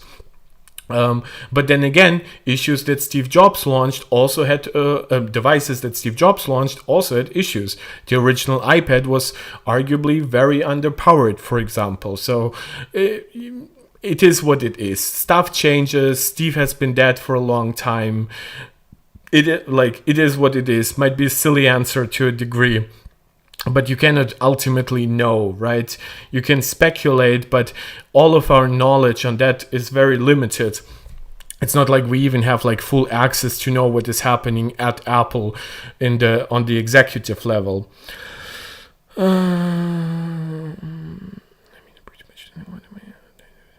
Tupu, you're saying you know what you want. Okay, yeah, as I said, there's a selection bias here going on. Louis Gold, you're saying 99% of tech users don't actually know what they want. That's very much a Steve Jobs attitude. What they want, they have to be shown, but 99% of tech users only need basic machines, and this is where the iPad comes along. It doesn't matter the platform. Right, exactly. Mails, photos, calendar entries, reminders. This is why Apple even made sure that most of that was covered even in the original iPad right away, right? Like an iOS 3. So yeah, it's 100% correct. Sidecar with our iPads that lets us use the Apple Pencil with macOS. I didn't even end up commenting that much. As I said, Drew is a fair guy. He points out some of the positives. I think he obviously doesn't go as much into the negatives as I did. For example, what would be the complications of dual booting. But I think he makes an okay case that I would be fine with devil's advocating myself. Come on, Apple. Fully unlock the iPad. Tupu is saying the iPad is more advanced as hardware device than the Mac. In many ways. It depends, though, on the perspective, right? Because until this moment, iPads were like, until the new iPads, they had like a mini LED screen like the Mac. And while like they have like features like multi-touch and a digitizer for the Apple Pencil, it's not like that tech is super duper innovative. It's just dependent on the form factor. If Macs were 360 convertibles, then Apple would give them some of the same features. Release its capability, let it do everything that we know it's capable of doing, and I just get the feeling that at Dub I agree, next month, we're Tupu. going to be grossly disappointed because the iPad... So he actually does not believe, quite like Max, that we will actually get some positive traction towards any kind of solution at WWDC. Given everything we've heard in terms of leaks and rumors, I kind of tend to agree. If you are like hardcore into we need this or that from Mac to come to iPadOS, in the year of AI stuff, in the year of redesigns across like iOS, iPadOS, I don't know if Apple will have the bandwidth. That is probably just going to be getting more iPhone hand-me-down features, and that is... Oh yeah, Tupu, you're right. There's stuff on the iPad that definitely isn't on the Mac, like LiDAR, the very focus on like being super thin, even stuff like the gyroscope. So yeah, I actually agree with that. There's definitely stuff here. It might not all be like super technologically advanced the way like the tandem OLED screen now is, but it definitely makes it, and I said that here, it's that it's very versatile. Did I not mention that here? Oh yeah, more versatile hardware and with accessories especially. of potential when the iPad hardware is now better than it's ever been, mainly because it's more Mac-like than it's ever been. Do you disagree? And yeah, Louis, you're bringing the counter that I wanted to make, which obviously if the Macs could get the OLED screen in 2027, it's like Ross Young have predicted, but they technically could get it tomorrow, right? If Apple really felt like it, if the supply was there. And of course, Apple could give them more than just the M4. They could give them the M4 Pro. Apple could like limit the iPad to like Wi-Fi 6E, but suddenly give Macs Wi-Fi 7. Apple could limit the iPad to like Thunderbolt 4 while giving Macs finally Thunderbolt 5. There's a lot that Apple can do to differentiate those devices. Because you're wrong. And even like no iPad, I don't think even the new iPad has like PCI 4.0 storage speeds. Well, technically, but it would be PCI 4x2 versus Macs that have PCI 4x4, which is 7.5 gigabits per second, while the iPad is limited to 3.5, as it is the MacBook Pro with the base M3 chip. Feel free to comment down in the comments below, and thank you to everybody supporting this channel directly. Seriously. Yeah, so he is thanking everyone who supports this channel. I'm thanking everyone who supports this channel. Guys, this is my last appeal. If you want to give a little thank you in the form of a super chat or a super sticker, it would be very much appreciated. I do have to finish this up. I've been streaming for 2.5 hours. It's almost 2 a.m. I do have to catch a little bit of sleep before my weekend plans. It's been a very rewarding stream. So a lot of new people joining. We can continue our discussions that some of you are continuing already in the comments in another stream. I probably won't be able to stream today, basically on Saturday, maybe again on Sunday, definitely again on Monday. So I really wanted to basically catch up on a lot of streaming work today. I thank you so much for growing this community. Again, to bring this up, this community is 100,000 people strong, but it mostly consists of people who watch a small portion of my videos after the live stream has ended. So I very much appreciate anybody who actually joins the live stream, actually comments a lot. Of course, anybody who is willing to support directly, as I said, with a super chat, super sticker, or through the Patreon that you can find in the description of this channel. Of course, just watching helps out a lot. Commenting, subscribing, sharing so that other people can find us. So the livelier, the bigger the community is always awesome.